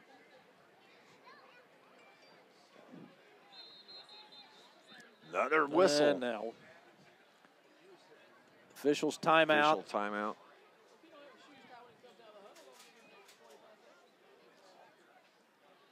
That's why I wear Velcro on my shoes. Yep. They don't come untied. I'm joking, but that Duct tape works just as well. it does. Carterville, they give the ball to Lazinski as he's able to pick up about 3 yards, and we have a timeout taken by Effingham. Now, Effingham's going to use their timeouts. They've got 2 left now. They want to get this ball back before half. 2nd down and 7. Let's see, Milwaukee lead the Dodgers the end of one, 4-1. Let's look at some other scores from around Southern Illinois. Let's see, Marion and Mattoon tied at 20 at the half. Heron is up 24-0 at the half. Baumgart, a 45-yard field goal right before the half. AJ leading 14-0. Mascuda 14-0 over Centralia. That's the last score we had there. Coming up, we've got our Banterra Bank halftime show on a Friday night. It's Dave McKenzie, Scott Hudson.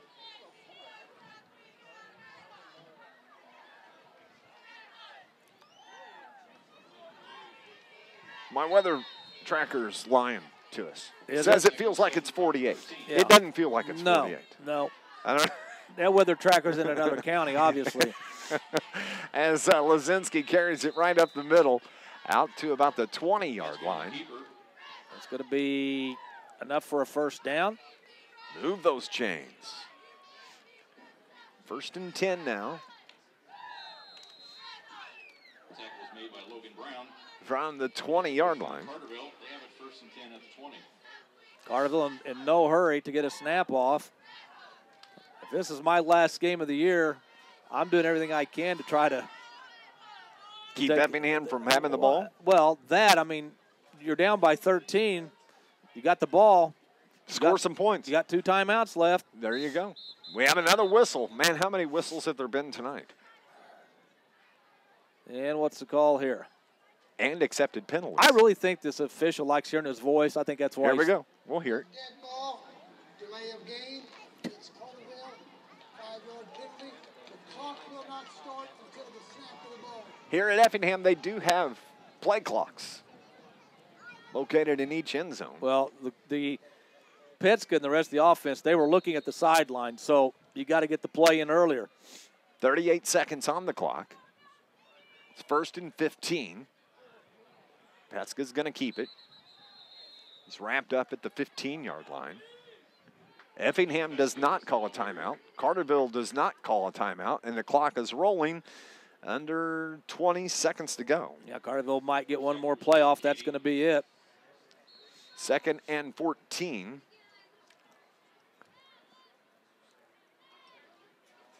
So we make our way under 10 seconds. Carterville's They may not even run a play. content to let the clock snap. I don't understand that. I'm sorry. I don't understand that.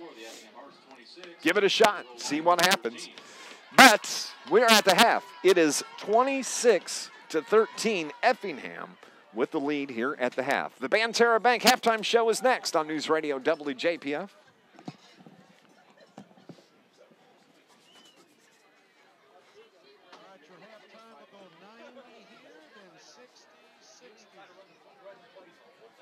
May have to go longer than that because I got to pee and I got to go along. Excuse me. If you on YouTube, I apologize for that. In case you're still interested in baseball,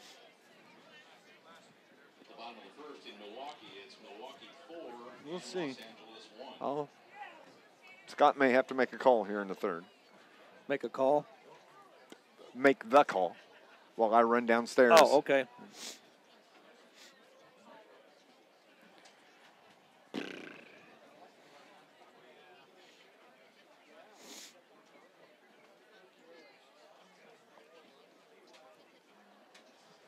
Now entering the field, the 2018 Effingham Hearts Red Regiment. The band is led onto the field by drum majors Clayton Graves, Libby Fricky, and Rachel Sloss. The band is under the direction of Trent Mason and assisted by Devin Bowling, Brandon McDaniels, Megan Wayne, Courtney St. John, Michael Landon. All right, I feel bad now. Complaining about how cold it is. We're not on top. That's right. We're not. I got to shut up. But they can't hear what we're saying. do they? That's true.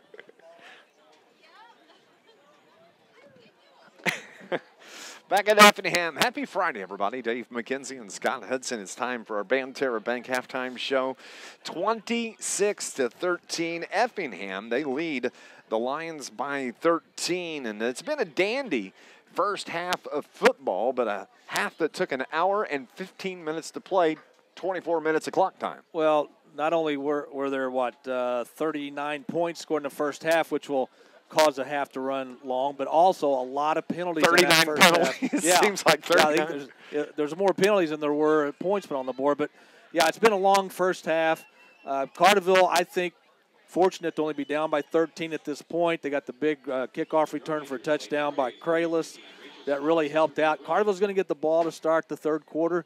If they could take it down and score, cut that lead to 6, then you got a ball game. But I think the second half, Carterville's defense has got to stop Effingham on first downs. Effingham is getting way too many yards on first down, and Carterville's defense has got to be a little better. I don't know that I believe in must-have possessions or a whole lot. There's times, though, and this may be one that Carterville needs to get some points on this opening drive here in the second half. Well, they especially can't have a 3-and-out. Yes. They've got to at least go down the field. Yes, you want to get points, but you've got to at least show that you've come out to play in the second half, that you can move the ball in this Effingham defense, and at least make them think that, hey, you're not going to go away in this second half. A 3-and-out would almost be disastrous. Effingham started the game.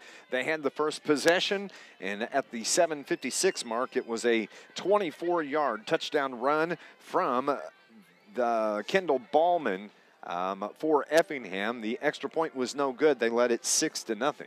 Then Carterville had the football, and Lasdinas, as he was running off the left tackle, got spun around, fumbled the ball. Effingham gets it back, but Carterville forced the forced the punt on their second possession. Then Carterville gets the ball back, and Keaton Petska had a 7-yard touchdown run to give Carterville the 7-6 lead after that extra point from Colin Lazinski. And at the 4:17 mark, Carterville was up 1. Then Effingham gets the ball back, and it was a 4-yard touchdown run by Kendall Ballman. That made the score 13-7 with 1:49 left at the end of one. That's how it ended, 13-7, Effingham on top. Effingham has the football to start the second quarter as well. It was a 10-yard touchdown run by the tailback Logan Brown. That came at the 8:07 mark of the second quarter, and they lead it 20-7. And then it was Nick Kralis on the ensuing kickoff. He takes it, he bobbled it, and had to go back to the 10-yard line where he picked it up. He scampered his way 90 yards to give Carterville a touchdown, and that pulled Carterville to within 20-13 after the extra point from Colin Lazinski. Then Effingham gets the ball back, and it was a dandy pass, a 22-yard pass from Landon Wolf to his receiver, Jet Gillum, and I like that name, Jet. Jet Gillum was the receiver, a 22-yard touchdown pass. That was at the 5:35 mark.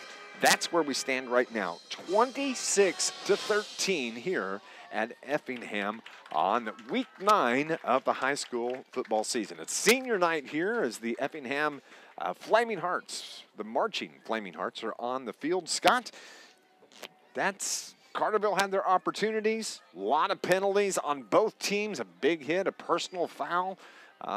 We saw just a little bit of everything in that first half. I think Lazinski's big hit that was called for a penalty kind of got Effingham going, especially offensively. I think that woke them up a little bit.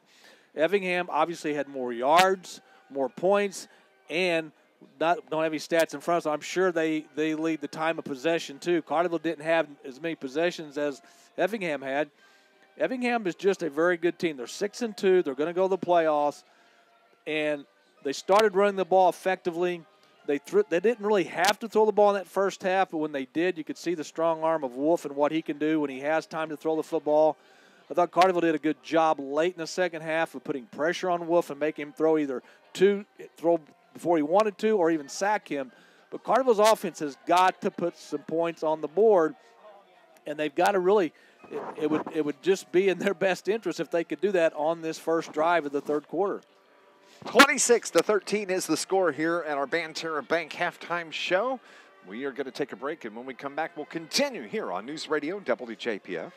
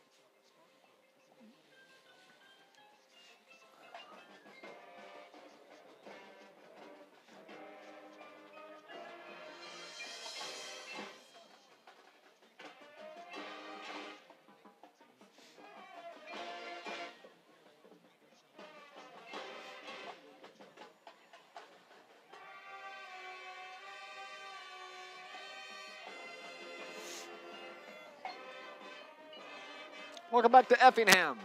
26-13. The Flaming Hearts marching band on the field right now during their halftime performance. Senior night here at Effingham. Week 9 in high school football around the state of Illinois. And it was kind of funny as I was doing game prep yesterday, Scott. I go to the IHSA website, and they have a page on there that show the who's still playoff eligible.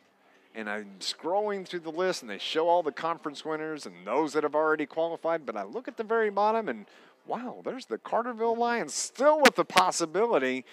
It's a numerical possibility, But when you look at the schedule for Carterville this year, and I said something to Dennis Trust yesterday. I said, hey, IHSA still has Carterville with a chance at the playoffs. He goes, there's no chance. Yeah. There's no chance. We're not going to make it in.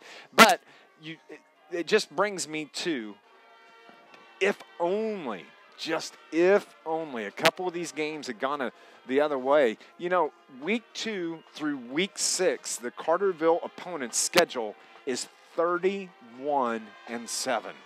Well, it's an incredibly tough schedule. Well, Carterville has 42 playoff points, and there are some teams that are going to get in the playoffs that have 30, 31, and the only way they're going to get in is because they've got at least 6 wins. If you've got 5 wins, you've only got 31, 32 playoff points, you're not getting in. At least in most years, you're not. So it just shows you, with 42 playoff points, the type of schedule Carterville's played this year, and a lot of those games, well, you have the Heron non-conference is a non-conference game. Murfreesboro's a non-conference game. Those 2 teams are going to the playoffs. And then you throw in AJ, Nashville, and DuQuoin.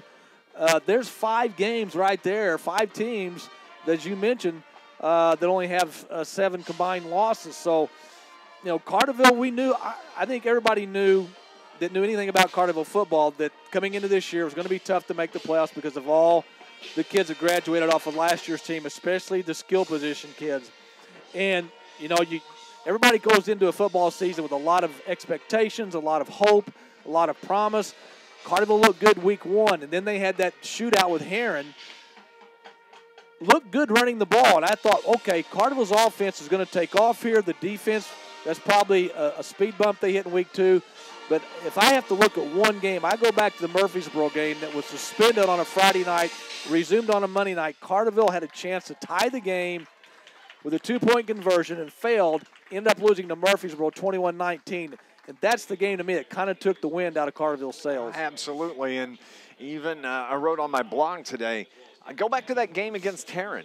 It was a gutsy call by Heron head coach Jason Carnes. Carterville was actually, they got the ball, they went down and scored. Heron was having to keep up with them each possession, and it was an onside kick called by Jason Carnes that Heron was able to recover. It seems like it was just a gut punch to this Lions team, took the air out of their sails, and then Heron gets that 2-touchdown win. Yeah, and the other thing about Carterville coming into this season, we knew they weren't as explosive as Carterville teams in the past. They just didn't have the speed burners. They didn't have the quarterback with the big arm who could throw the ball as well as run it. Carterville's offense was very limited this year because, their bread and butter is running the ball, running the option. It's either Petska running or Lazinski running.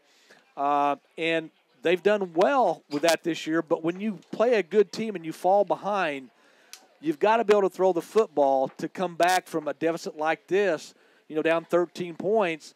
You've got to be able to throw the football. So, Coach Drust, his staff, I'm sure they'll start working on next year in probably another week or 2, if that long, and try to get this Carterville Lions team back in the playoffs next year. 26-13 the score here at the half. It's senior night at Effingham, so it's a extended halftime here by about 5 minutes or so. Still have about a little under 10 minutes left until we get back to second half action as they're going to recognize the seniors. We're going to go on and take another break here. 26-13 on a Friday night, week 9 of the high school football season in Illinois. You're listening to Lions football here on News Radio WJPF. Okay. Betty Baez Patino with her parents Heidi Baez and Alex Baez Patino. Betty has been a member of the Red Regiment for 1 year. She has been on high honor roll and participated in our theater department. Her future plans include going to college for art or medicine, moving to Europe, and making a simple, good life for herself. Colin Baker with his parents Misty Edwards and Richard Baker. Colin has been a member of the Red Regiment for 2 years. His activities and involvement include all EHS drama productions for 4 years, chamber choir 4 years, ILMEA, jazz choir 3 years, ILMEA concert choir 4 years, all-state choir 2 years, choir vice president 1 year. His future plans include going to a 4-year college and majoring in performing arts. Later in his life, he plans to marry the love of his life and have 17 children, all named Julian. Ashley Bennett, with her grandmother and great-grandmother, Debbie Gasser and Ann Gasser.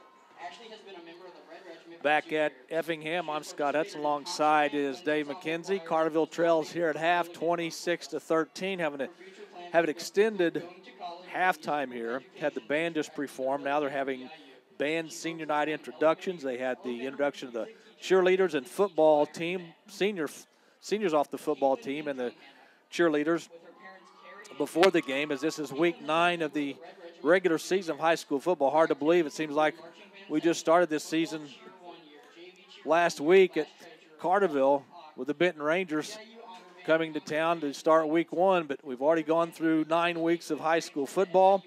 As we said, Carterville will not be going to the playoffs this year, the first time in quite some time. Effingham, win or lose tonight, will be moving on to the playoffs. Some other teams that are playing tonight that have playoff implications. Marion and Mattoon, last we heard, they were tied at 20. Both those teams will be going to the playoffs. The loser of that game will be going on the road with a 6-3 record. Marion still holding out hope. If they win at 7-2, they would get a home game. Of course, Breeze Central and Heron playing tonight in Heron. Both those teams 6-2. Both those teams headed to the playoffs. But the winner of that game, which right now Heron's winning 24-6 in the third, even if Heron wins, they may have to go on the road next week, the first round of the playoffs. They do not have a lot of playoff points, and there are several 9-0, 8-1 teams in that 4A bracket. Teams like Paris, Rochester, of course, Taylorville.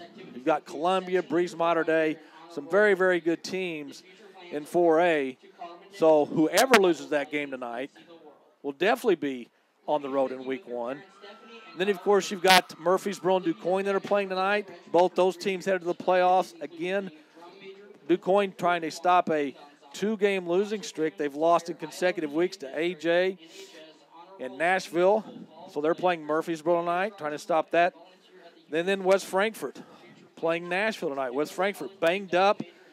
Last we saw, I think Frankfort was up by a point over Nashville. Again, both those teams going to the playoffs, but if whoever wins that game is probably going to get a better seed and a possible home game next week. It's quite a jaunt. Well, you did it very well, very quickly, I might add. Oh, they are recognizing the seniors here at Effingham during halftime. It's an extended halftime.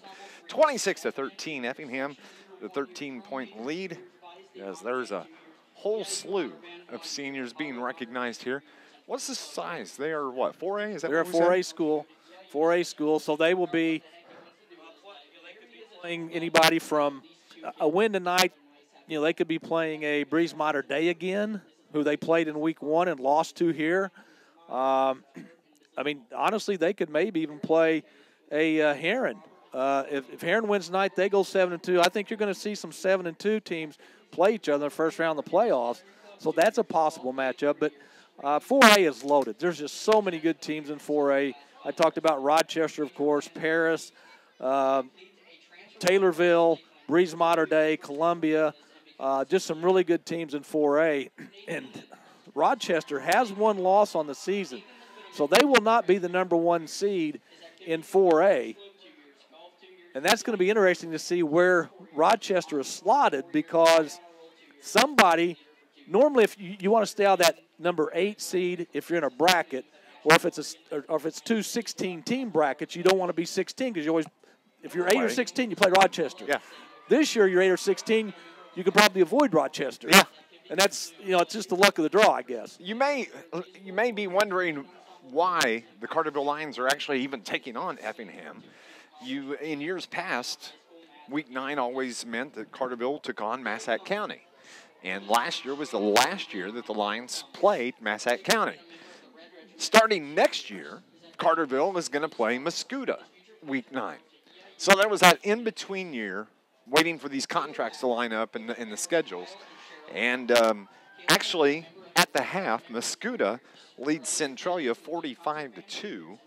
So week 9 for 2019, I think we actually go to Mascoutah to wrap up the season. Mascoutah's a 5A school right now, I believe. So Carterville goes up in class the last week of the regular season next year.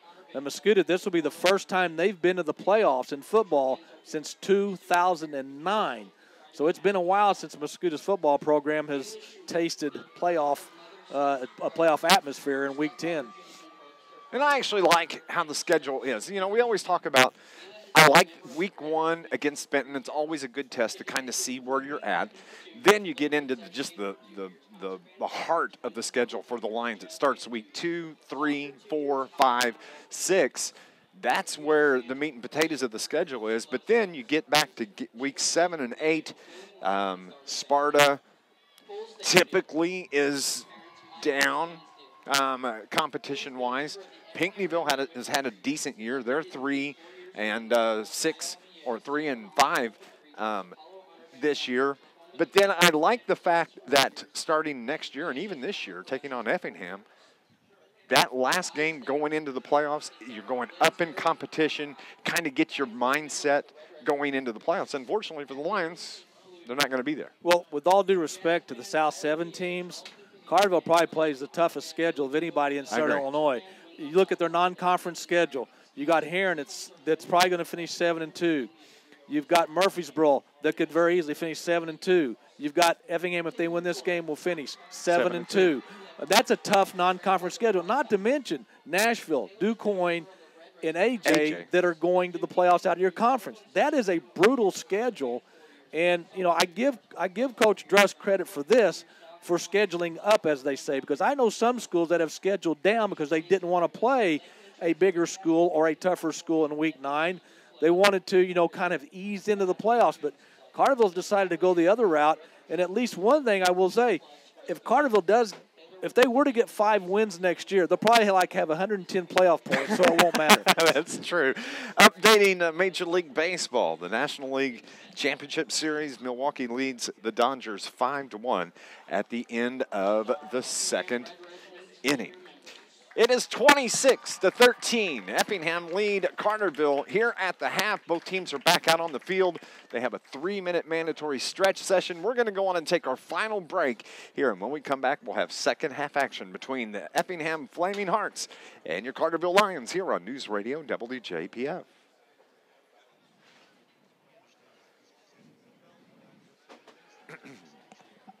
Hey, where's that bathroom at? Down and around. Left. Okay.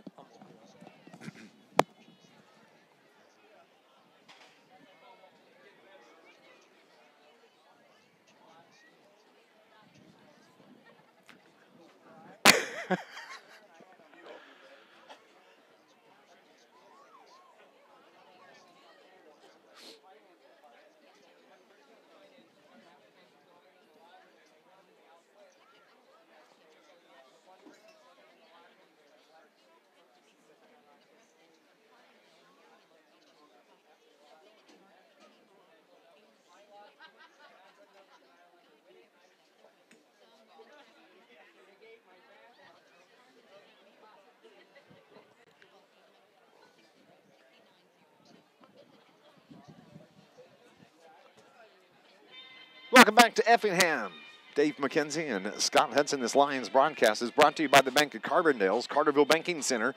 Proud to be a locally owned and operated community bank. You can stop by and visit their friendly and professional staff at the Carterville Banking Center, located at 200 West Plaza Drive. Member FDIC, equal housing lender. It's Dave McKenzie with Scott Hudson as we are just moments away from second half action here. 26-13 the score.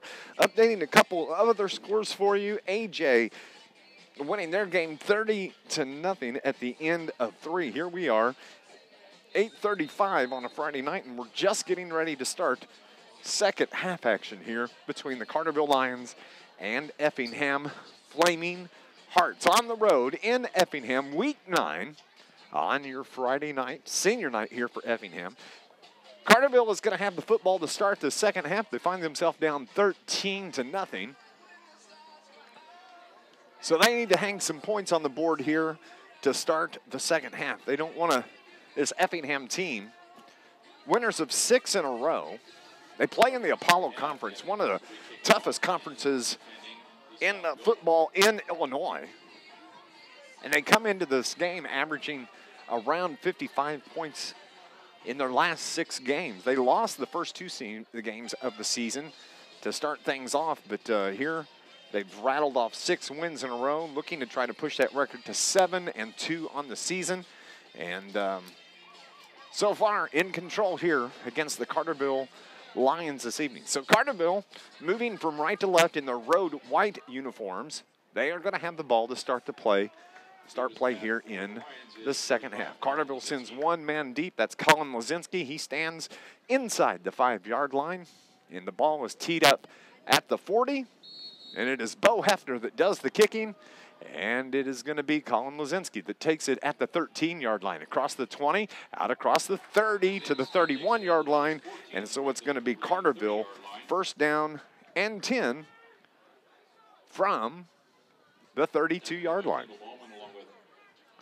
At 11:54 on the clock as we're just under play here in Effingham. Lions broadcast brought to you by Southern Illinois Healthcare, dedicated to the communities we serve. You can call 866-744-2468 or visit online, sih.net. Carterville moving from right to left. Colin Lazinski in the backfield next to Keaton Petska. Lazinski with the carry across the 40, the 45, across midfields, make a move. Shags off 1 defender and carries it out to about the 45 of Effingham on a big run to start the drive for the Lions here as he carries it into Effingham territory. First down run. So it's 1st and 10 now from the 46-yard line. Carterville quickly at the line. It's Petska that keeps it across the 40. Fights his way out to about the 35-yard line. Chunk yardage for the Carterville Lions on the first 2 plays from scrimmage. Another first down. Back-to-back first down runs for Carterville as the ball is at the 35-yard line. That was a gain of 11 by the quarterback, Keaton Petska. Once again, Carterville, hurry up, give to Lazinski across the 30-yard line, down to the 25-yard line, drags 3 or 4 or 5 of the Flaming Hearts with him on his back, and that's going to be another first down. So 3 plays from scrimmage for the Lions and 3 first downs, and quickly they have it down at the 24-yard line of Effingham. And this hurry-up offense is working for the Lions. Lazinski with the carry down to about the 20. Scott Hudson, 3 plays from scrimmage, 3 first downs. Carterville's in deep Effingham territory. Well, whatever Coach Dress, the coaching staff, told the kids at halftime, bottle that up and maybe use it next year, because it's definitely worked here early in the 3rd. They went to a hurry-up offense is what they did, as Petska is going to try to take it off right tackle. Makes a move at the 20, and he's brought down inside the 20 at about the 18-yard line, bringing up a 3rd down for Carterville as the clock rolls. 10:40 left here in the half. 3rd and short. You got 2 downs to get about 4 yards. I think it's critical that Carterville gets this first down and gets the ball in the end zone. Heron is up 27-12 early in the 4th quarter, as we have another whistle here this evening in Effingham. Stops the play.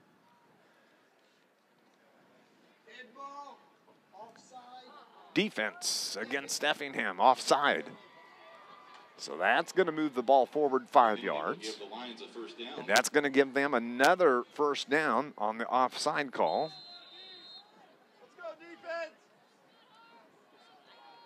Puts the ball at the 13-yard line. So we haven't even quite played 2 minutes yet. And Carterville is in the red zone. The give to Lazinski. Down to about the 10-yard line. Tackled by Joey Duncan. Yeah, they maybe give him 3 yards on that. Yep. Not enough for a first down, but they can still get a first down. A gain of 2 brings It's going to up be 2nd and 7 now near the 10-yard line. from the 10. There's Petska. Petska with the Touchdown Carterville. 10-yard touchdown run for the Carterville Lions. He just faked the ball to Lazinski and went straight up the middle, right behind the center. And I don't know that he was even touched. A great drive to start this 3rd quarter. And that is exactly what they needed. That is exactly what the Lions needed here to get things going in the second half. 9:42. This is a very important extra point, too. Lazinski out for the extra point. Bryce Anderson with the hold. Here's the snap. The kick is good. Yes, Carterville. The point after is good by 26-20 is the score here with 9:42 left in the third quarter. We'll be back. Effingham gets the ball next on News Radio WJPF.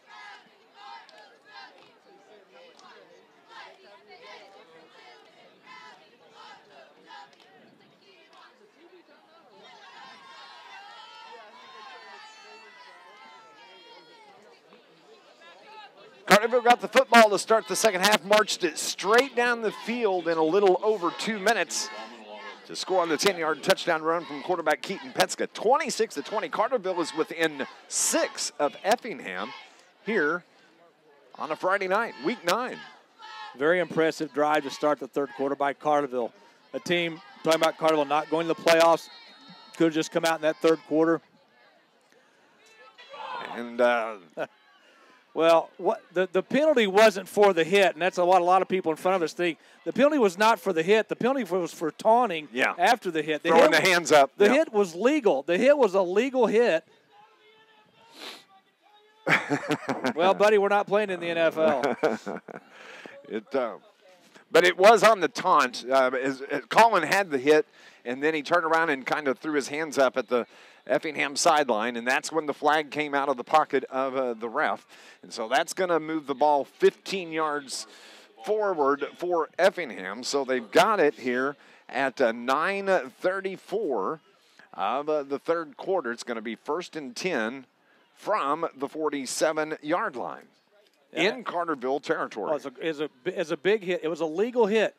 Lazinski got the penalty for taunting. If he would have just made the hit and walked away, then there's no penalty. But he said something. He made a motion to the Effingham sideline. That's what got him the penalty. So Effingham into Carterville territory. 26-20, the 6-point lead.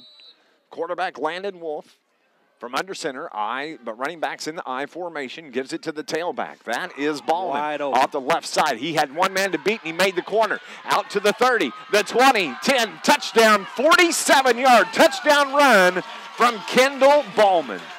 Yeah, he got to the outside, and there was no resistance. I do not know where the right defensive end for Carterville was. I know where he was supposed to be, but he wasn't there. And the linebackers did not get over soon enough to stop him before he went down the sideline. 47 yards on that touchdown run we have unsportsmanlike penalty on Effingham after the touchdown. They'll be assessed on the kickoff. Yep. The officials are talking to Cameron Kalber, the receiver for Effingham. He comes to the sideline. It was offsetting unsportsmanlike against him and Nick Kralis, I believe, earlier in that first half. There's been tensions a little stretched here. Nerves a little stretched, I guess is the best way to put it. 9:23. It is 32-20. With Effingham yet to kick the extra point. Yeah, they're late getting a guy in. And, of course, they've got play clocks here. They got plenty of time.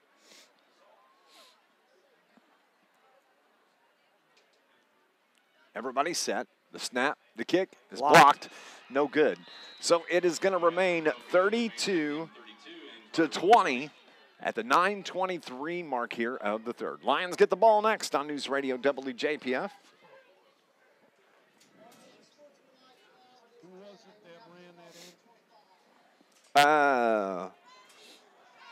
Ballman. Yep. Breeze Central's trying to come back. 27-18.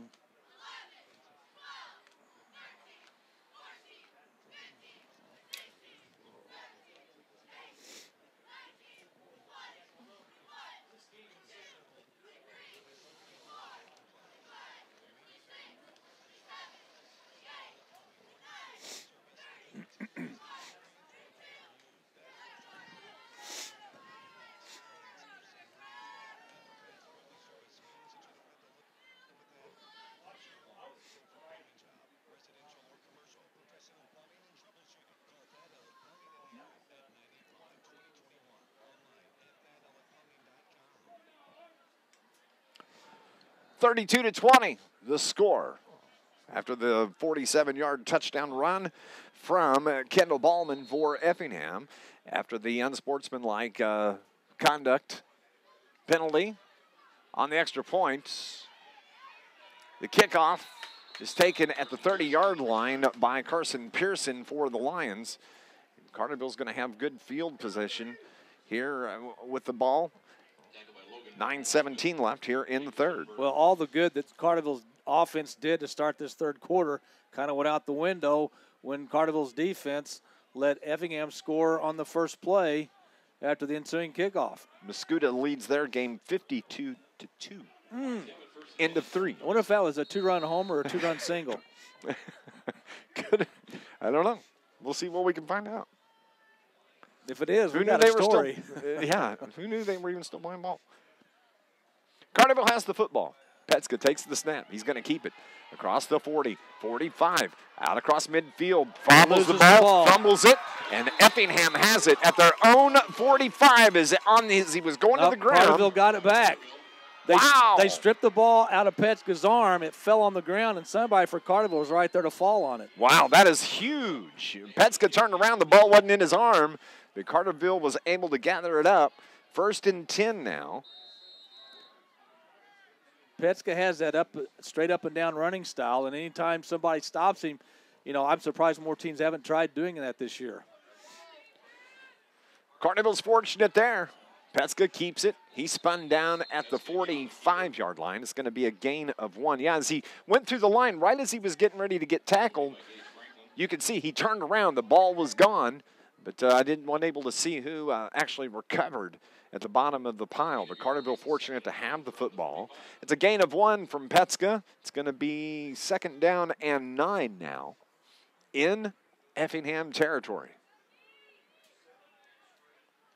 2 receivers right, 1 to the left, but it's the give to Lazinski. And he just plows his way across the 40 where he was brought down. It's going to bring up 3rd down at about 4, it looks like. Lazinski is playing like a kid that's playing his last high school football game ever. I mean, he's leaving it all on the field tonight. Yes, he is. As it is. His last high school football game ever. And it is for the 16 or 15 seniors on this Carterville squad. 16, I guess. Man jumps defensively, no call. Petska's going to keep it.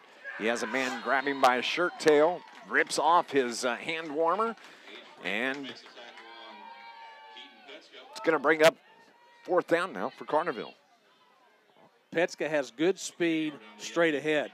He doesn't have a lot of quickness going to the outside. It looked like he had an opening to the near sideline to turn the corner and get some yards, but he was brought down from behind. It brings up 4th, and they're going to call it 3. From the 39, and with it being 4th down and Carterville down 12, it looks like they're going to go for it, which I like the call.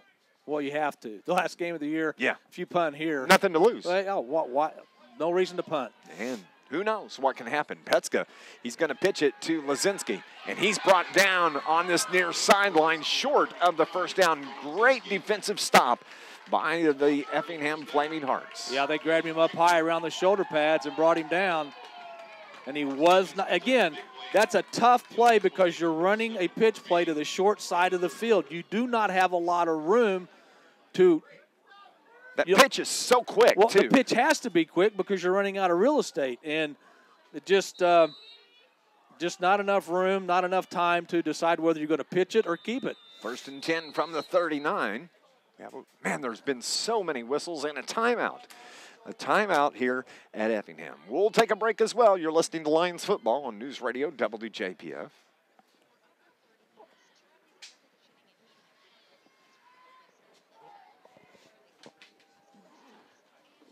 You need a charger? No, I got one here. I'm just got to sit down when I look at it.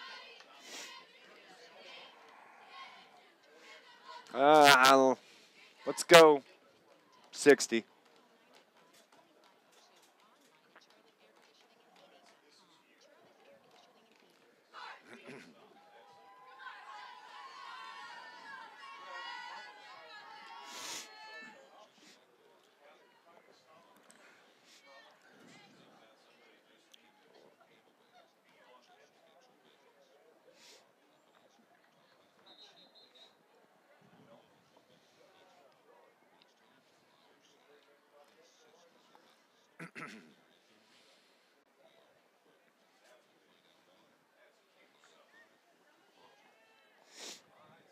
This Lions broadcast brought to you by the International Brotherhood of Electrical Workers, Local 702, a proud sponsor and supporter of your Carterville Lions sports. IBEW Local 702, providing a better lifestyle for members and a better life for all. 1st and 10 from the 39 for Effingham in their own territory, and another timeout that is taken by Effingham. They have to have the wrong personnel in there, I would think, because Carterville just called a timeout, so you got time to call the play, get the personnel in you want. I don't know. Can't explain it. Can't explain it. I don't know. We're just here to tell you what we see, not explain what we see. Senior night here at Effingham. Of course, we talked about it plenty here during the game. Effingham winner of 6 in a row. Carterville's won 2 and ready to go. Effingham has the football. As Wolf gives it to his tailback. That's Logan Brown. Nobody on the far side. He's out across the 30, where he's finally pushed out of bounds by Carterville. That is Dylan Moore that makes the tackle out there on that far side. But another big run by, they're just beating the corners and the linebackers on this running game. I've said it till I'm almost nauseous. First down runs have killed Carterville tonight. Carterville has no linebackers, no ends to either side of the field to stop the run. I don't know if they're out of position or they're just not fast enough to keep up with them. That could be part of it. As Wolf looks to throw, feels some pressure, and has to throw it away. Now, that could be intentional grounding because he did not get the ball back to the line of scrimmage. However, he was past. He was outside the tackle. So, but he didn't get the ball to the line of scrimmage. And I have to admit, I do not know the rule on that. I know that you have to get the ball to the line of scrimmage if you're still inside the tackle area. Well, it was incomplete nonetheless, Scott Hudson. 2nd and 10. He had a lot of pressure on him, I know that. Yeah, he did. Mr. Rafe was in there again, chasing, dove for him, missed him. 2nd and 10 from the 34 of Carterville. 6:47 on the third quarter clock. It's the give to the tailback. That is Brown. He spun down at the 32-yard line. So a gain of 2. It's going to bring up 3rd down and 8 from the 32. Almost have to believe Effingham's going to go for it on 4th down if they don't get it here. I would think. We've still got 6.5 minutes to go in the third quarter. What time did you want to get home? Whenever. Whenever. We still got to go to get ice cream. Yeah. They put the jet back in motion. That is Shackelford. It's the give to Shackelford on the far side across the hash. He is out around the 25, and he's brought down and pushed out of bounds at about the 20-yard line. Carbondale leads Harrisburg 28-12 after 3. That was enough for a first down for Effingham. 1st and 10, down to the 18-yard line. We appreciate you tuning in here on News Radio WJPF, the last high school football game for the Carterville Lions for the season. All balls on the ground as Wolf had to go down and pick it up, threw it out to the flats to Noah Allen, was the intended receiver, incomplete. It's going to bring up 2nd down and 10 now from the 18. Yeah, even when they make a mistake, the ball bounces right back to Wolf, and he almost completed the pass. Wolf comes to the near sideline, talks to Coach Brett Hefner. They have a lot of seniors on this team, so this is probably the year they've been looking at for a year or two. Absolutely. Wolf from under center. Running backs in the eyes, the give to the tailback. That is Brown. Nice job defensively by the Carterville Lions. Lozinski on the tackle. Bringing up 3rd down now. Short gain. 3rd down and 8, so it was a gain of 2.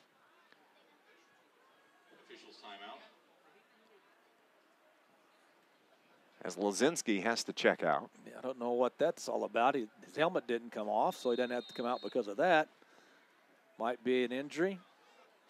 He's going over to Mike. Yeah, he Stroud. might have some blood on him or something. Yeah, and I think that's what it is. If they see that, it's mandatory. They have to come out.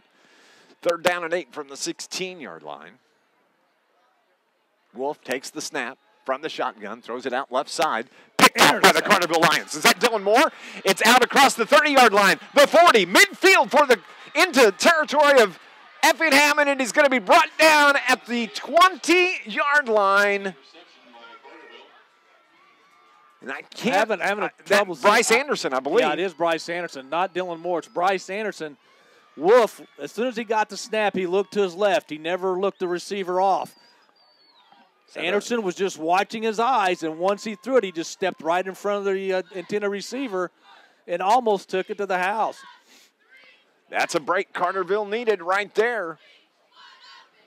As he intercepted that, I believe, at the 10-yard line. Yeah, you got to finish this drive off with a touchdown. Takes it down to the 20. Carterville has it. 5:09 on the clock. 1st and 10 from the Effingham 20. They need to score here. Into the game for Carterville. It is Matt Jones. It's Petska. Rolls to his left after feeling some pressure. Tries to get to the outside, and he does at about the 15-yard line. So it's going to bring up 2nd down now for Carterville. Big turnover, as it was Bryce Anderson on the interception return down to the 20. 2nd down and 3 now for Carterville. They have it at the 13. Heron leads Breeze 34-18. It's the give to Lozinski, and there's nowhere to go. Nope. He's wrapped. Actually, that was Justin Cross on the carry. So the clock rolls, under 5 to go. 3rd down now. 3rd and 4, so a loss of 1.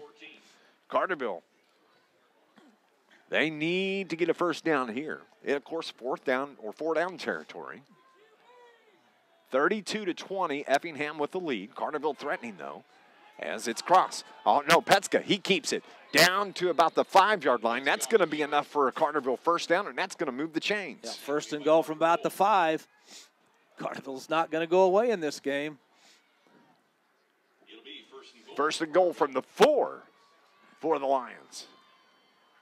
They have it 1st and goal from the 6. Oh, from the 6. My bad.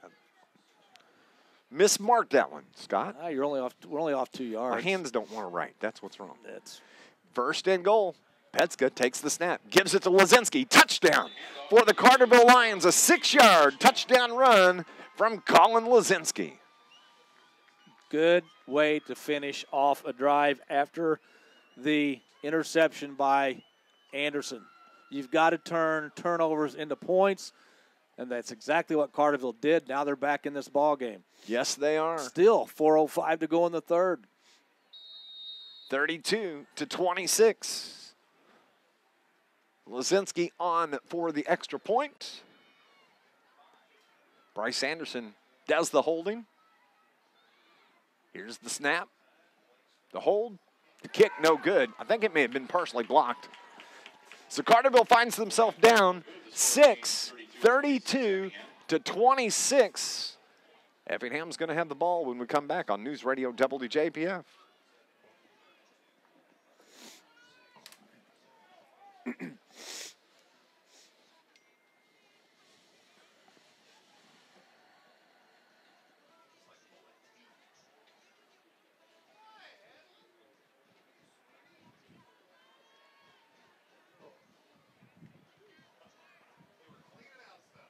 60 here.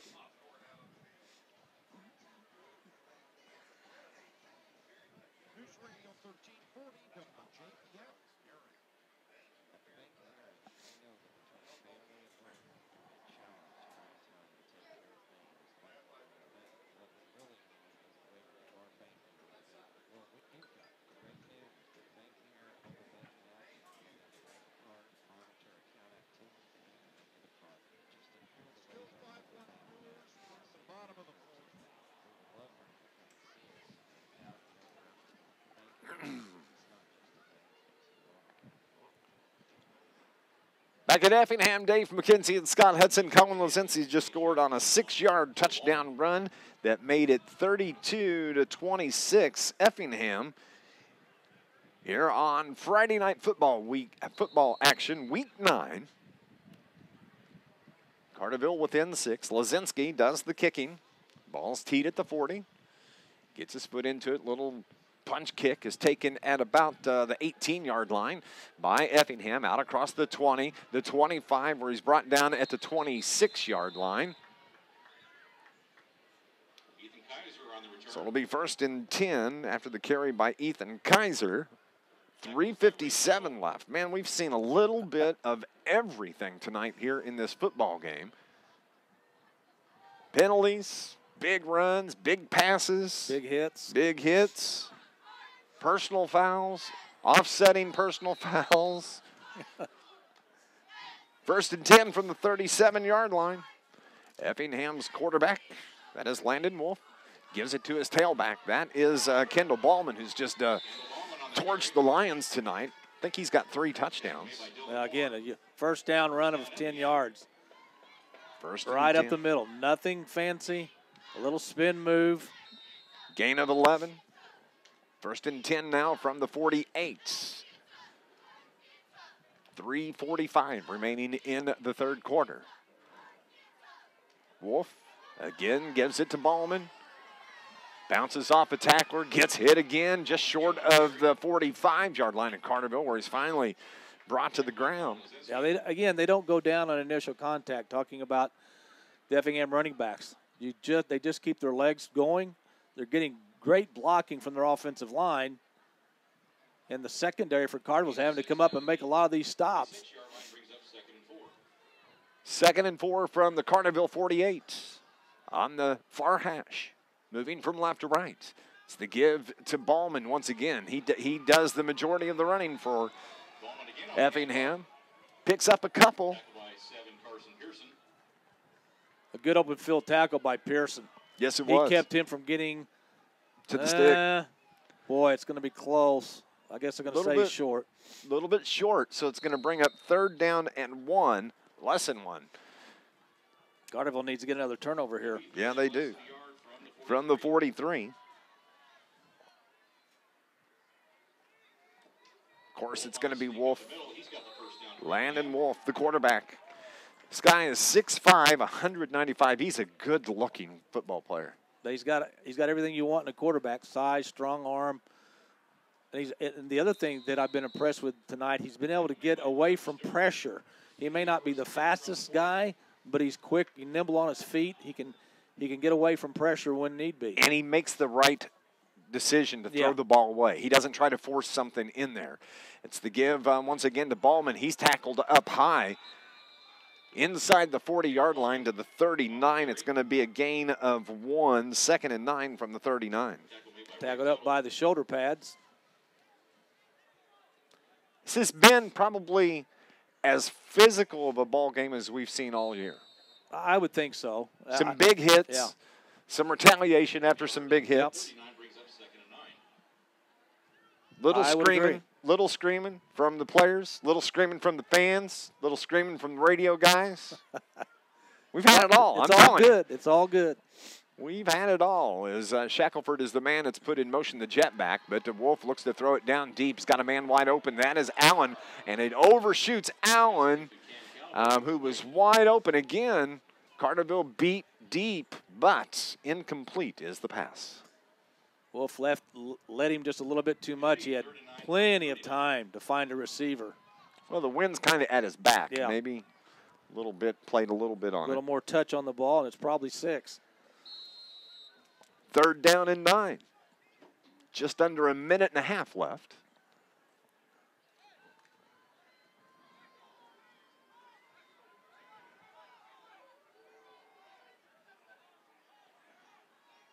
Wolf from the shotgun, rolls to his right, feels some pressure, throws it out. It's caught before he slides out of bounds. It's 1st down.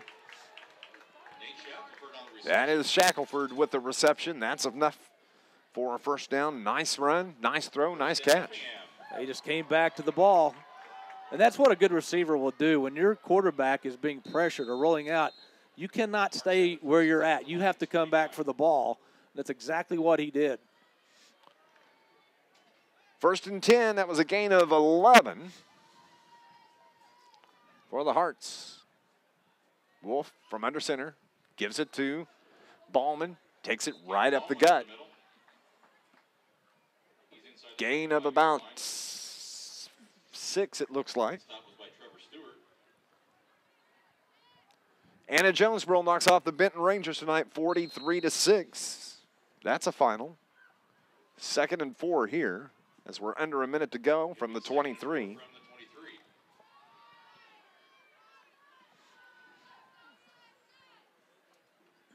Wolf from under center takes the snap, looks to throw. Straight back drop, throws it down the middle. Man open, and it's tipped away, incomplete. Nice job defensively by the Carterville Lions defender back there.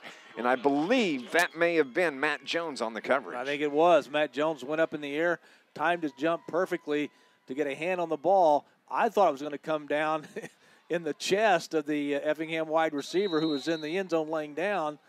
But fortunately, that did not happen. That was Cameron Culber, who's had a couple of catches for Effingham already. The give to Ballman off left tackle. Fights his way to about the 15-yard line. That's going to be another 1st down carry for Effingham. Cross tackle. Justin Cross with the tackle. 1st and 10 from the 15. 15 seconds remaining.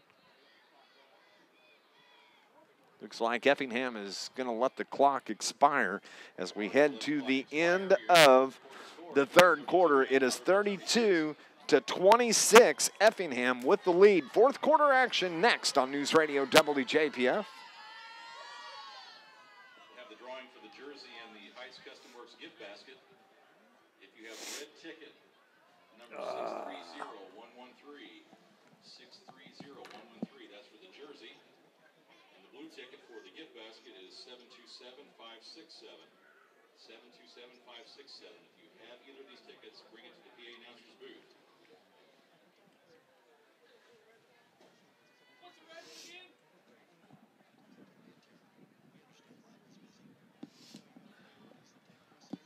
Everybody clap your hands.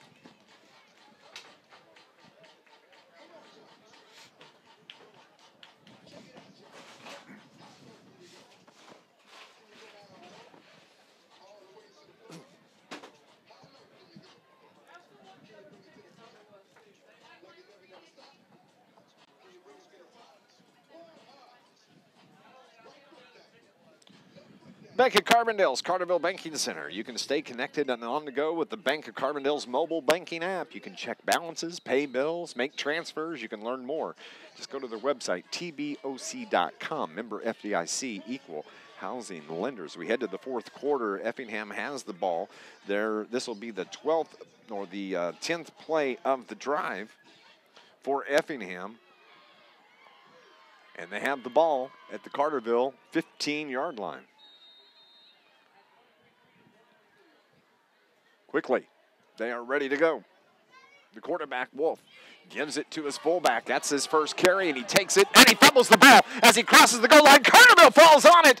They're going to say he was short, and it is going to be.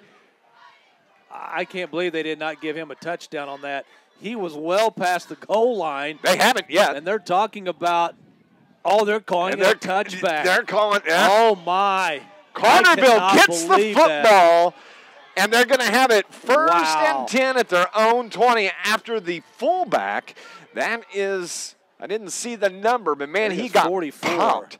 That is Stoneburner, the fullback. That's like his first carry, and he fumbles it right short of the goal line. So Carterville's going to have it first and 10 from their own 20. I think Carterville caught a major break. Yes, they did. He was past the goal line. And then when he got hit in the end zone is when he fumbled. It's already a touchdown. That's a strange call to me. Yeah, so Carterville given new life here. It's the snap to Petska. He takes it off left tackle. Fights his way. And he fumbles the ball. And he fumbles, and Effingham is going to have it right there. Well, you cannot give the ball back deep in your own territory after you got a gift. It's like Carterville just got a gift. And they said, well, can we get a receipt because we're going to return it. Man, oh, man, oh, man. Wow. That was at the 11:44 mark. So Effingham has the ball now. First and 10 from the 29-yard line. Quickly, they have it in Carterville territory. Kendall Ballman, the carry. Dives forward for a gain of about 4. I think maybe the high school football god had something to do with that turnover, knowing that that should not have been a fumble in the end zone. They tend to do that every once in a while. Sometimes they even out. I think that's one that evened out. Heron leads Breeze 34-24. 10-point game there. Landon Wolf rolls to his left, wants to throw. Looks out on the left side. Receiver was open, hit him in his hands, but he can't make the catch. And that was Galber, the receiver. 3rd down and 6 now from the 25. Not only has Effingham done a better job of running the ball this half, especially on first down, Wolf has had a lot of time to throw the football. There's only been maybe 1-2 times I can even remember that he's gone back to pass, that he's had any pressure whatsoever. There's still a lot of time here in this ball game as there's just 11 minutes left. It's the give to Ballman. He's got enough for a first down. That's going to move the chains. But they're getting way too many yards running the ball. And the running back, that's Ballman on the ground. Tackled by Bailey Hicks. We have an official timeout as Ballman is on the ground, face buried in the dirt, on his knees. Probably had the wind knocked out of him. Another scored update. Final 26-23 Mattoon. Marion falls to 6-3 on the season.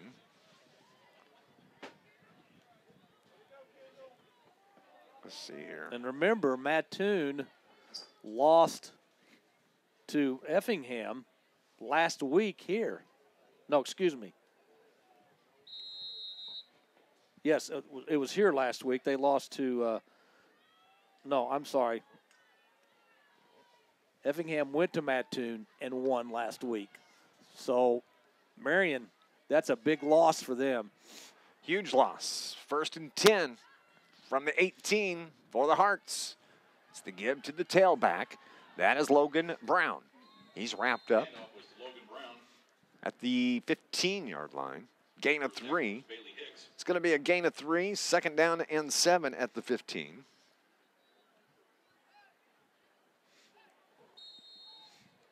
Clock continues to roll toward 10 minutes left. Carries just inside the 15-yard line. It'll be 2nd and 7. Well, he definitely, Carterville needs to keep them out of the end zone here. Still a lot of time in the game, but you don't want to have to keep playing catch-up from 2 touchdowns down. Effingham with the football. It's the give to Logan Brown, the carry. He just falls forward. Hey, want to say hey to Sugar Hill, Georgia. Okay. Ben Drust. He and his family, Coach D's son, Right. watching the game down there. Thanks for watching, guys. Appreciate it. Tackles made by Paul. I bet it's warmer down there. What do you want to bet? I would certainly hope so. Can't wait to shut these windows. I know that. Gains inside the 10. Will But I am going to drive with the windows down all the way home. All right. So well, it's I'll gonna be a laying fun in the drive. floorboard then. 2nd and 2 now for Effingham. As they keep fighting, it's going to be just short. It's going to be about the 3-yard line. It was 1st and 3. 1st and goal from the 3, rather.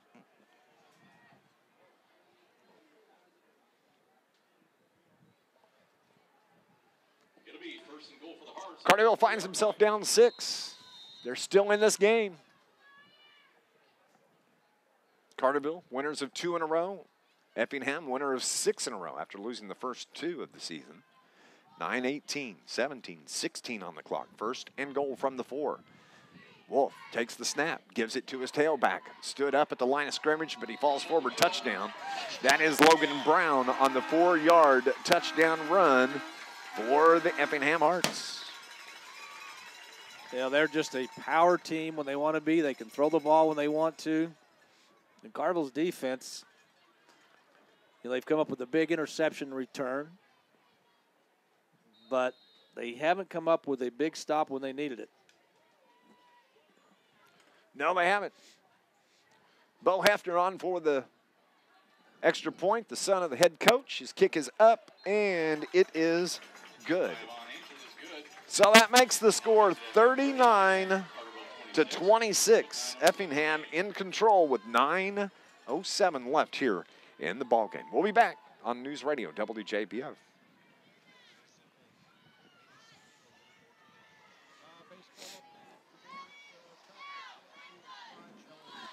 winners of tonight's raffle, the jersey was won by McKenzie Heights, and the custom Heights Custom Works gift basket was won by Natalie Perry. 60 here, please. In an updated Major League playoff score in the top of the 5th inning, it's Milwaukee 5 and Los Angeles 2.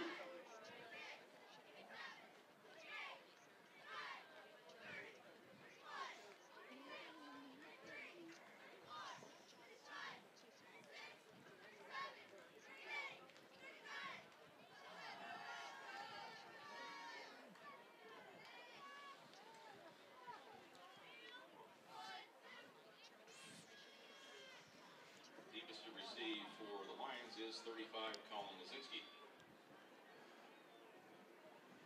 39-26. The Effingham Flaming Hearts with the lead. They kick away. Carterville moving from left to right. They're going to have the ball here. Under 9 minutes to go as it's Lazinski on the return out across the 30-yard line to about the 33-yard line. It's Lions broadcast. It is brought to you by our friends at Charlie's Air Conditioning and Heating in downtown Carterville for over 30 years. A certified York dealer, and they service all brands.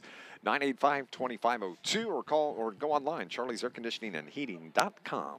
Still time, but Carterville really, from this point on, they can't really have one of those long, time-consuming drives, even if it ends in a score.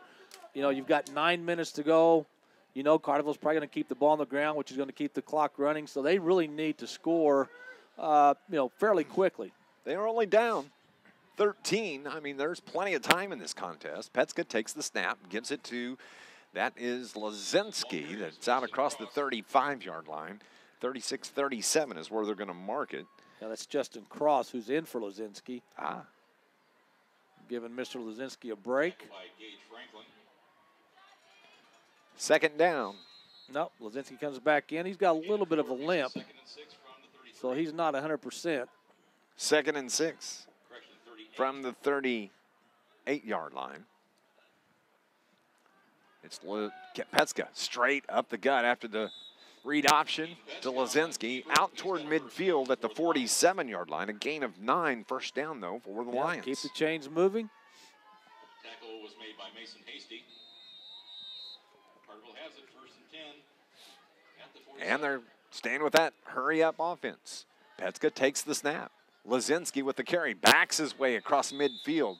They're going to mark him just barely across midfield at the 50. Ball carrier was Colin Lazinski. Gain of 3, 2nd down and 7 from midfield. Tackles by Effingham were Haven Prather along with Gage Franklin. Ball spotted in midfield. Heron wins 34-24. As we said, Mattoon beats Marion 26-23. Lazinski with the carry, across midfield. Lazinski again on the ball. Gain of a couple to about the 49-yard line. Lazinski looked like he had a little bit of an opening, and it shut quickly. Tacklers were Joey Duncan along with Haven Prather. It's going to be a gain of 1, actually a gain of 2. So 3rd and 4 3rd and 4 from the 47. from the 47-yard line. Carterville looks to the far side. Head coach Dennis Drust.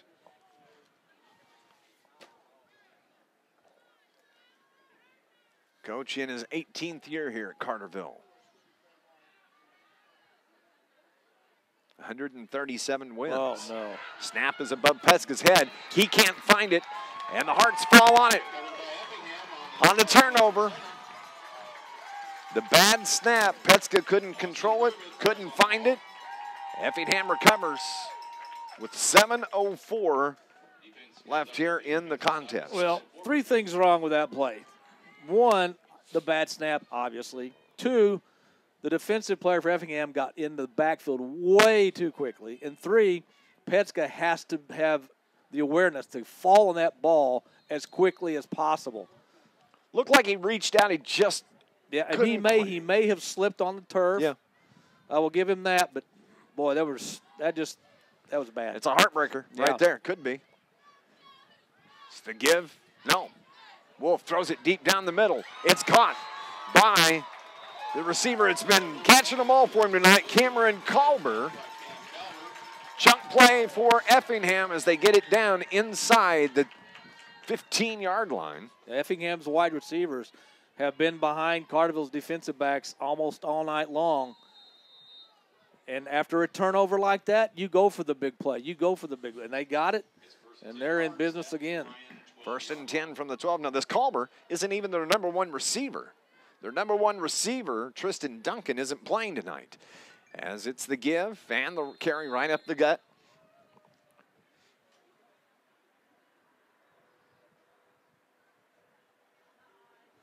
Ball carrier was Jacob Stoneburner. Jacob Stoneburner, number 44, the carrier. 2nd down and 5. Clock rolls towards 6 minutes remaining. 2nd and 5 from the 7. From the 7-yard line. Hearts with the ball. Put 2 men in motion. Set the 2 double tight end set toward the right side. Carterville shifts on the defensive line.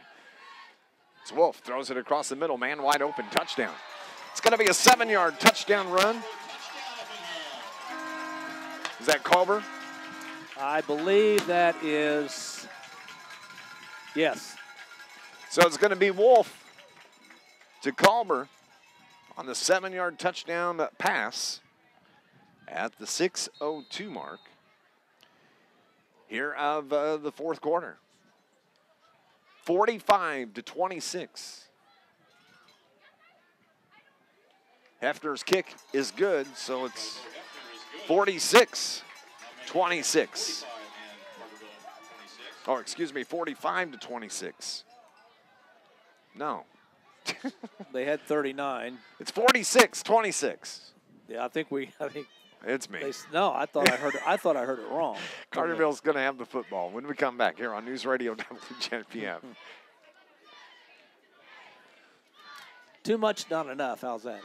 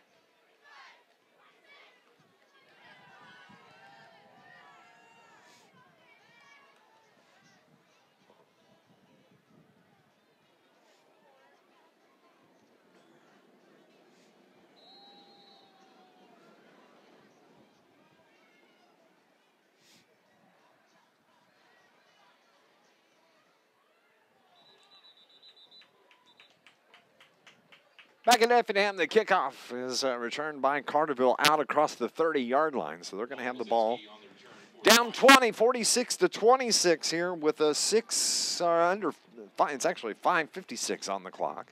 1st and 10 now. The final game of the regular season for your Carterville Lions. Been a good ball game, I have to admit.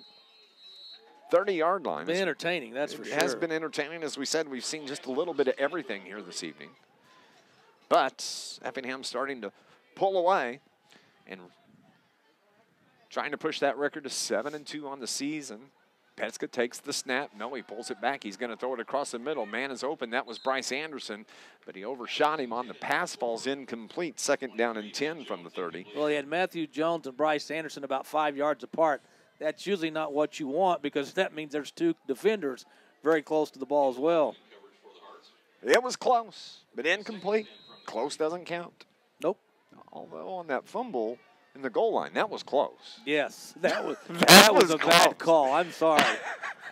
I know I do the broadcast for Carterville, but that was a bad call. That was close, have to admit. Carterville carry off the left side. Petska keeps it. Gains maybe 1. 3rd down now. It's going to be 3rd and 8. We're going to have our post-game show coming up, brought to you by People's National Bank. We've got to name our Joe's Lawn Care and Snow Removal star of the game. 3rd down and 7, actually, from the 33 after the mark. Petska from the shotgun, 3 receivers right. Rolls to his right, looks to throw, feels some pressure, has to throw it out. It's caught. That is caught right there by Carterville's Matt Jones as he has to go to his knees. That's going to be a 1st down for the Carterville Lions. Yeah, nice catch by Jones. Had to go down low to get that ball off the turf, and it's a Carterville 1st down. 1st and 10 from the 41.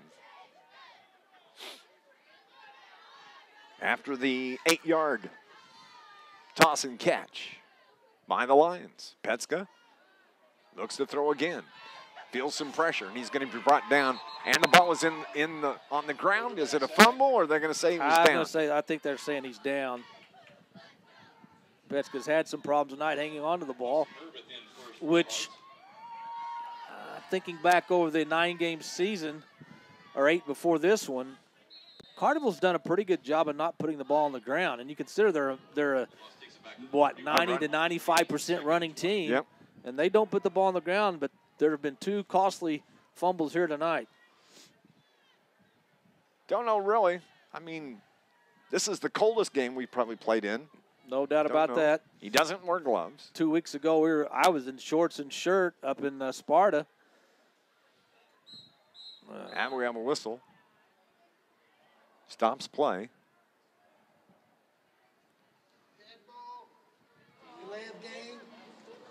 Delay a game on the Carterville Lions, so that's going to back him up 5 yards.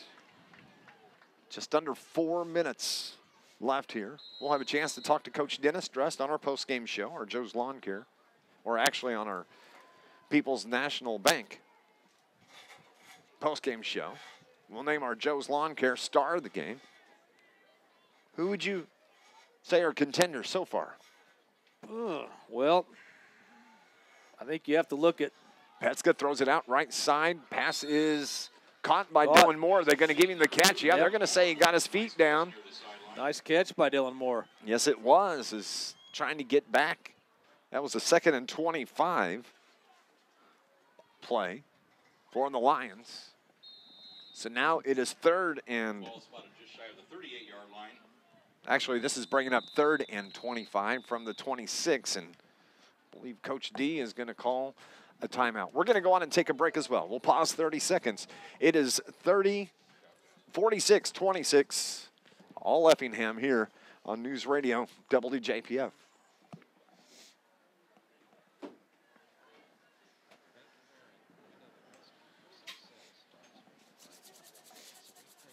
Thanks for watching online. We appreciate you all year long. Let me apologize to you for being behind on the camera. It is what it is. but we appreciate you even thinking about watching it.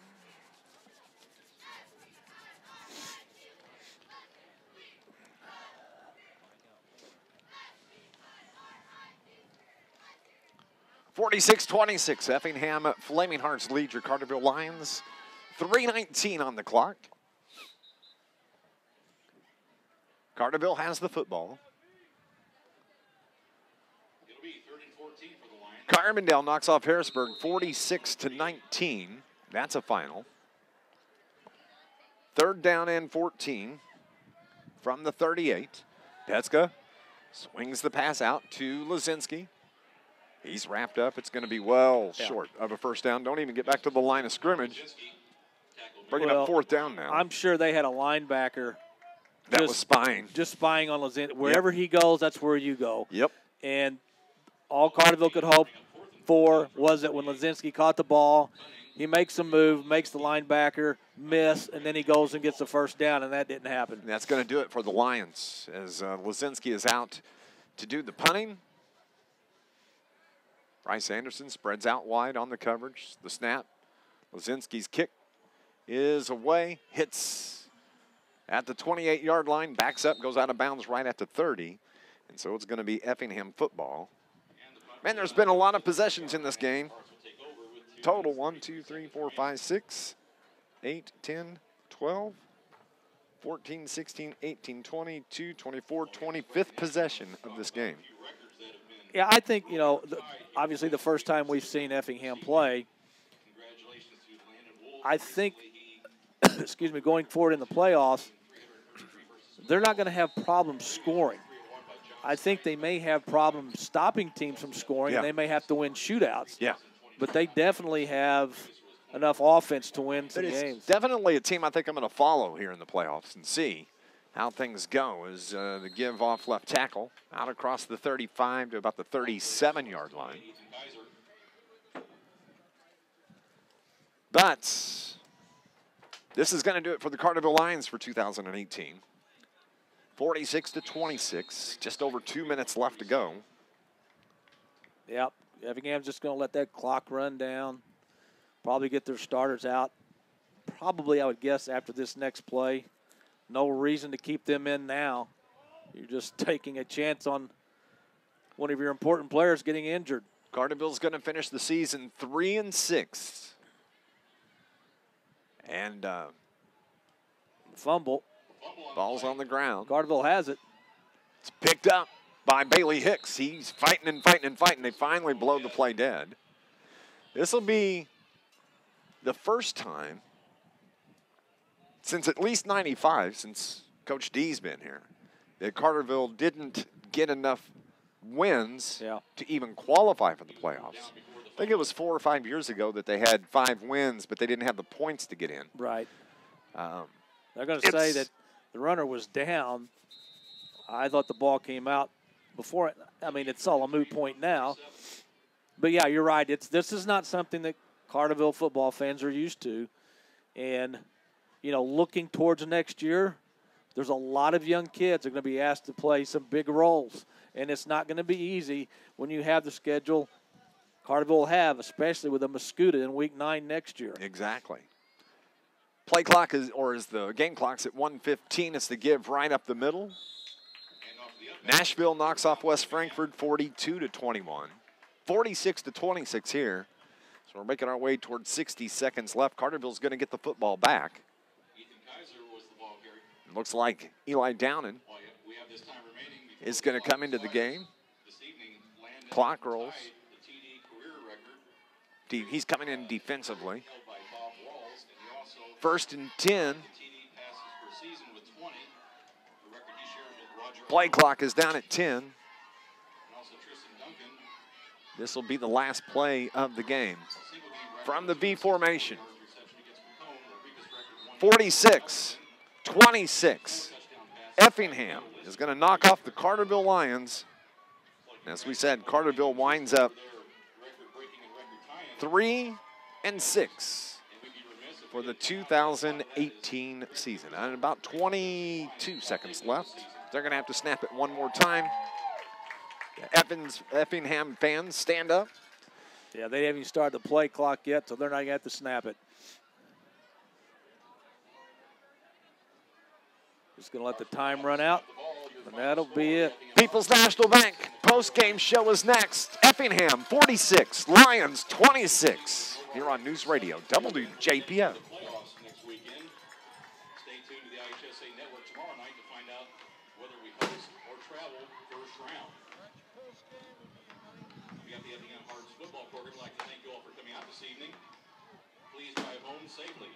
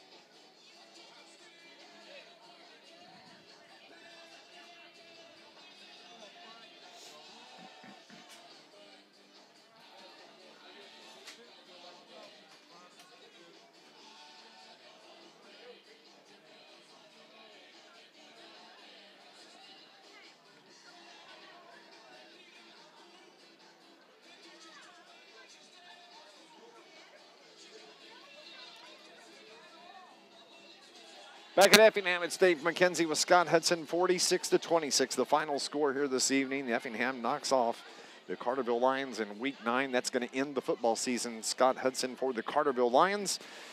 Record of 3-6. That moves the record for Effingham to 7 and 2. And winners of 7 in a row. They're a good ball team. Carterville, a couple heartbreaking losses earlier in the season. Week 2, Week 3, really were the deciding games. And Carterville just couldn't recover from those losses early. No, they couldn't. And, to this game tonight, I thought Carterville played hard the entire game. I think this was a microcosm. Tonight's game was a microcosm of the Carterville season. Just not enough firepower to play with teams that can run and throw the football.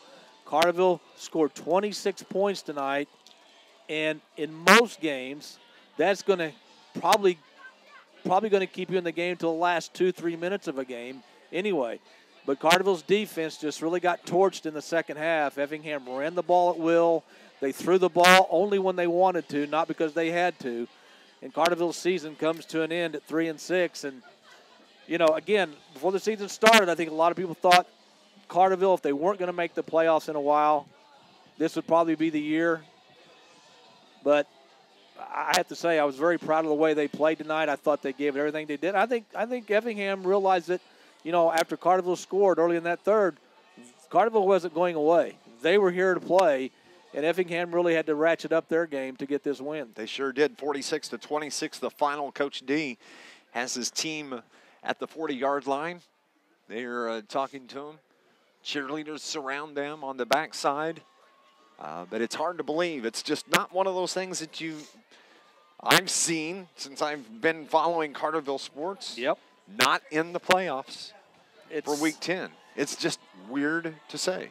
Well, again, as we pointed out many times this year, when it comes to high school sports, you can't make trades. There's not a draft, and you can't sign free agents. You got to play the cards you're dealt. And sometimes you have classes that maybe aren't as athletic. Maybe the numbers aren't as big in some classes as years before. A lot of variables go into, a down year. And I think a lot of that, there was, 16, 17 seniors on this Carterville team. Yeah. But the skill position players they lost from last year, I think, was the difference between them probably, getting to the playoffs and not getting to the playoffs. I agree. But they didn't quit. Got to give them credit. They didn't quit this season, and They finished the season 3-6. Congratulations to Effingham. They're going to go on next week and play a Week 10. They get the 46-26 win here tonight. Coach D's finished talking with his team. Hopefully he makes his way up here for our post-game show. We're going to take a break, and Scott and I are going to choose our Joe's Lawn Care and Snow Removal Star of the Game. That's coming up next. It is our People's National Bank post-game show here on News Radio WJPF.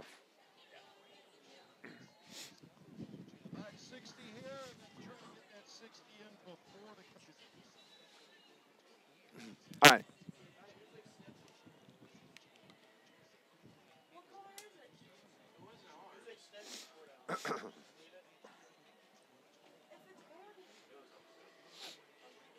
Sleet or snow?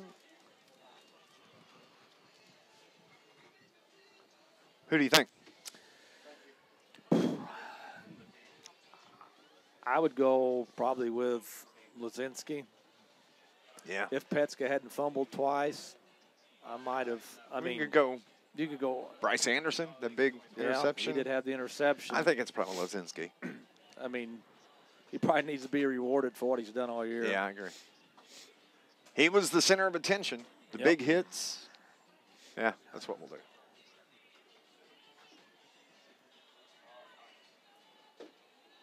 (46-26), the final score. Effingham knocks off your Carterville Lions tonight, Week 9 of the high school football season. Joe's Lawn Care, star of the game. We've been talking about it back and forth, and I think we've come to the consensus we're going to give it to the senior, Colin Lazinski, tonight. He was everywhere. He was the center of attention in everything. And some of the biggest hits, 3 of them on kickoffs, on the returner that I've seen. They were back to back to back, and he was right in the middle of everything, and he's been right in the middle of everything all season long. This is a guy that tonight, you know, he doesn't come off the field very often. He plays offense, running back. He's one of the best linebackers in Southern Illinois. He does all the kicking, does all the punting, just is the emotional leader for this team. And he just had a heck of a game here tonight. And our Joe's Lawn Care and Snow Removal star of the game is Colin Lazinski. Rain or shine, sleet or snow, call Joe. Owned and operated by Joe and Lindsay McCann at Carterville for over 20 years. They specialize in commercial and residential lawn care, landscape maintenance, tree trimming, snow removal. They also do equipment repair, bush hogging, property maintenance.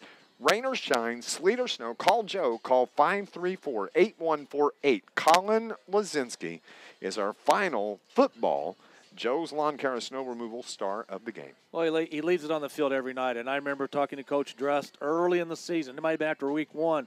He said he's the type of kid that you can't keep out of the lineup. He wants to play no matter if he's injured or not. 2 big hits tonight, 1 illegal, 1 legal. Just, as you said, never comes off the field, and he proved it tonight. We're going to go on and take a break. When we come back, we'll talk to Coach Dennis Drust on our post-game show here on News Radio WJPF. Effort was there. Oh, we asked them. We don't fumble twice big times. Yeah. What's that? We don't fumble twice big times. Yeah.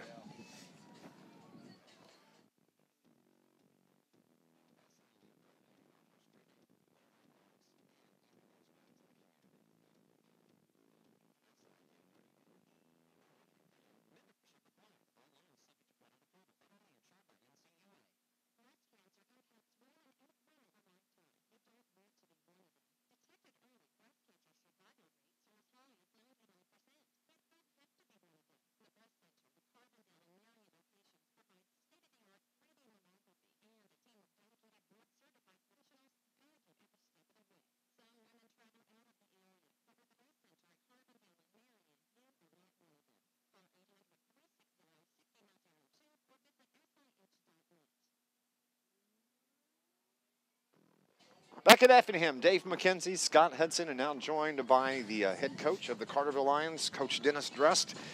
That was, Scott and I have been saying, saw just about a little bit of everything in this game tonight. Yeah, we addressed the kids and told them, we had nothing to lose coming up here tonight, and they had everything to lose. And we kind of took on a spoiler role. I know they were playing for hopefully a home field playoff game, and, we tried to make this our playoff game. And I thought the kids responded, and, we played very well tonight, and we were in the game in the fourth quarter with a chance to win. And a couple bad breaks didn't go our way there with the fumbles, but kids gave everything. We told them in the huddle 3 weeks ago the seniors could have cashed it in, and they didn't. They came and they practiced every day, and our practices got better. We got to win against Sparta. We got to win against Pinckneyville, and played as good as we could tonight here. So we're proud of how they closed out the season. It was uncharacteristic, really, for this Carterville Lions team to put the ball on the turf. They did a couple of times, and it really cost. Yeah, but, we played a physical team, too. Yeah. Effingham's played in a very big conference all year, and they play a lot bigger schools than we do, and that type caliber of football creates that. So, it was a physical game, but give our kids credit. They hung in there, too, and we played physical, and we made a lot of things happen. I guarantee you we gave Effingham more than they expected and more than they wanted tonight. Coach, you talked about how your seniors didn't cash it in over the last 3 or 4 games. They came out, played hard again tonight. What kind of message do you hope that sends to your underclassmen who'll be back next year? Well, exactly what we told them in the huddle on the field as we left. They've got to get to work, and they've got to keep that same mentality, and they've got to try to keep that pride and that tradition going. And it starts now with hard work. We got to work hard through the winter, through the spring and summer. I told them that the season was over well before the seniors expected. It goes quick once you get into week 1, and week 9's here before you know it. And you put in a lot of work in the off season, and the season goes quick. But they just got to get in and do it. We got a small junior class, and got a pretty big sophomore class. So we're going to rely on them to get bigger, stronger, and work and come out next year and really get back to where we want Carterville football to be. It is odd to say that the Carterville Lions are not in the playoffs, but back to how tough this game was tonight. This was probably one of the most physical games I think we've seen all season. We knew it would be that way, and like we talked about the conference they play in, the caliber of teams they play, and they've got 2 losses to 2 very good teams, and they were in both of those games. And Breeze Mater Dei is a very good team. Week 1 they lost, and then Taylorville's another good team. So, give our kids credit. They didn't want their season to end, and they came and gave it their all tonight, and probably their best effort of the season all around. And, Coach, coming into this game, I think you had something like 42 playoff points. Even though you weren't going to the playoffs, you had 42 playoff points.